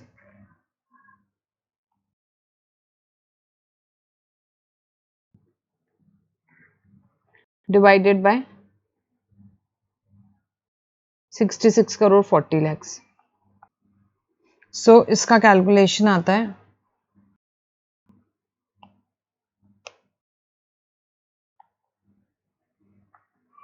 169,708। बस वो एक 6 लाख का अमाउंट डिफरेंस है, उससे कैलकुलेशन में फर्क आ रहा है, बाकी कंसेप्चुअली बाकी सारी चीजें सेम है, खाली एक ही चीज चेंज हुई है, ठीक है। सो ये अमाउंट आपका हो गया 169,708, ठीक है। Common credit attributable to exam supply अपन ने कैलकुलेट कर लिया। अब क्या है, बस सिंपल सी बात है, common credit on input and input services ये अपन ने ऑलरेडी कैलकुलेट किया था 381,470, ठीक है। अब लीगल सर्विसेज जो आपने यूज की है for the manufacturing of product beta, वो क्या हो जाएगा भाई, उस पे आपने टैक्स पे किया है, टैक्स पे किया है, क्रेडिट आप लोगे क्या, यस आप क्रेडिट ले लोगे। 444 यहाँ पे 470 आपका अमाउंट आ गया, जो भी आईटीसी क्रेडिट होगा इलेक्ट्रॉनिक क्रेडिट लेजर में भी, आपको पता है अपना कॉमन क्रेडिट भी रहता है, तो अपन एक बार इलेक्ट्रॉनिक क्रेडिट लेजर में क्रेडिट करते हैं, उसके बाद जो टुवर्ड्स एग्जाम्प्ट है उसका रिवर्सल करेंगे, तो वो अपन ने कितना कैलकुलेट किया 169,708, दैट्स इट। सो 169,708 इसको अपन डिडक्ट कर देंगे, minus 444,470, so it comes to 274,761, कुछ ज़्यादा फर्क नहीं है, ठीक है, 274,761, ठीक है। सो 274,761 अभी आपका क्या आ गया, आईटीसी जो भी है 274,761, ठीक है। तो अब ये अपने दो कैलकुलेशन तो अपन ने कर लिए, यहाँ पे कॉमन क्रेडिट का कैलकुलेशन अपना हो गया, उसके अलावा अपना क्या हो गया, आईटीसी जो अपन क्रेडिट करने वाले हैं और नेट आईटीसी जो अवेलेबल है यहाँ पे वो अपन ने कैलकुलेट कर लिया। अब बस कुछ नहीं, नेट जीएसटी लाइबिलिटी करनी, ग्रॉस जीएसटी लाइबिलिटी पिछले क्वेश्चन से लेके यानी क्वेश्चन नंबर 57 अबव से। सो ग्रॉस जीएसटी लाइबिलिटी ले आओ, ये भी थोड़ी सी चेंज हो गई है, 5308,000 हो जाएगी ये, 5308,000, ठीक है। इसमें से लेस कर देंगे इनपुट टैक्स क्रेडिट, तो जीएसटी जो आपको पे करना है इलेक्ट्रॉनिक कैश लेजर से वो आ गया अपना, और इसमें ऐड क्या कर देंगे अपन, जो भी इनवर्ड सप्लाई पे अपन टैक्स पे करने वाले हैं, यहाँ पे अपन लीगल सर्विसेज पे टैक्स पे करेंगे, वो कैश में पे करना है, और अपनी जो जीटीए वाली सर्विस है वो भी अपन कैश में पे करेंगे, तो वो कैश में ही पे करना होता है 83,000। सो बस ये आ गया आपका टोटल जीएसटी जो आपको पे करना है इलेक्ट्रॉनिक कैश लेजर से।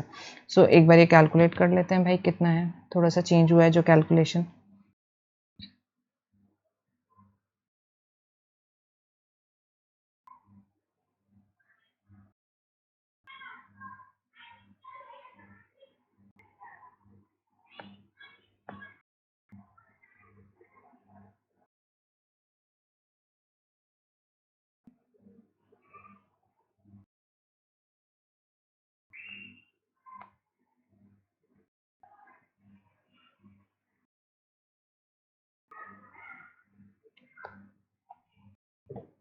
फिफ्टी वन क्या हुआ 51,16,239, दैट्स इट। ये आपको टैक्स पे करना रहेगा फ्रॉम इलेक्ट्रॉनिक कैश लेजर, ठीक है। आया क्या समझ में, कुछ भी नहीं था भाई, यहाँ पे सिंपल सी बात है, ये देखो ये ध्यान रखना है कि एग्जाम में क्या लेना है, टोटल में क्या लेना है, ठीक है। तो इसमें कुछ भी नहीं, सारे फिगर्स आपके किस में आ जाएंगे, टोटल टर्नओवर में आ जाने हैं, बट अपने को याद रखना है ये सेल ऑफ बिल्डिंग हो गया, सेल ऑफ शेयर्स हो गया, इनका क्या कैसे कैलकुलेशंस करना है, ठीक है। जो स्टैम्प ड्यूटी के लिए वैल्यू अडॉप्ट की वो लेना है, शेयर्स के लिए 1% ऑफ सेल वैल्यू लेना है, क्वेश्चन में परचेज वैल्यू दिया है तो भी इग्नोर करना है आपको, ठीक है। बाकी कहाँ भी जैसे सिगरेट्स में, डीजल में, पेट्रोल में, इसमें टैक्सेस दिए हुए हैं तो वो टैक्सेस एक्सक्लूड करना है अपने को, ठीक है। टर्नओवर जो अपन एग्रीगेट टर्नओवर कैलकुलेट कर रहे हैं उसके लिए, तो वही एक इंपॉर्टेंट पॉइंट था। सो बेसिकली हमको क्या कैलकुलेट करना था, लास्ट वाले क्वेश्चन में जो था इसमें अपने को आउटवर्ड लाइबिलिटी कैलकुलेट करने बोली थी, इस वाले क्वेश्चन में अपने को क्या बोली थी, नेट जीएसटी लाइबिलिटी कैलकुलेट करने के लिए बोली थी। सो उसके लिए अपन ने क्या कर लिया, कॉमन क्रेडिट कैलकुलेट कर लिया, कॉमन क्रेडिट का रिवर्सल टुवर्ड्स एग्जाम सप्लाई देख लिया अपन ने, ठीक है। आईटीसी अवेलेबल अपने पास आ गया, उसके बाद में जो भी नेट आईटीसी अवेलेबल है अपन ने उसके बाद क्या किया, आउटवर्ड में से यहाँ पे क्या कर दिया भाई, आउटवर्ड में से आईटीसी अवेलेबल माइनस कर दिया, तो जो जीएसटी कैश में पे करना है प्लस आरसीएम का पेमेंट तो कैश में ही होता है, तो वो अपन ने ऐड कर दिया, दैट्स इट। समझ में आया क्या, तो ये क्वेश्चन किया अपन ने क्वेश्चन नंबर 58, ठीक है। सो यहाँ तक अपने फर्स्ट पार्ट अपन कंप्लीट करते हैं एडवांस क्वेश्चन का। इसके नेक्स्ट वीडियो में अपन क्या करेंगे, इसके आगे का क्वेश्चंस करेंगे। So will stop our discussion over here for this video. Thank you for now.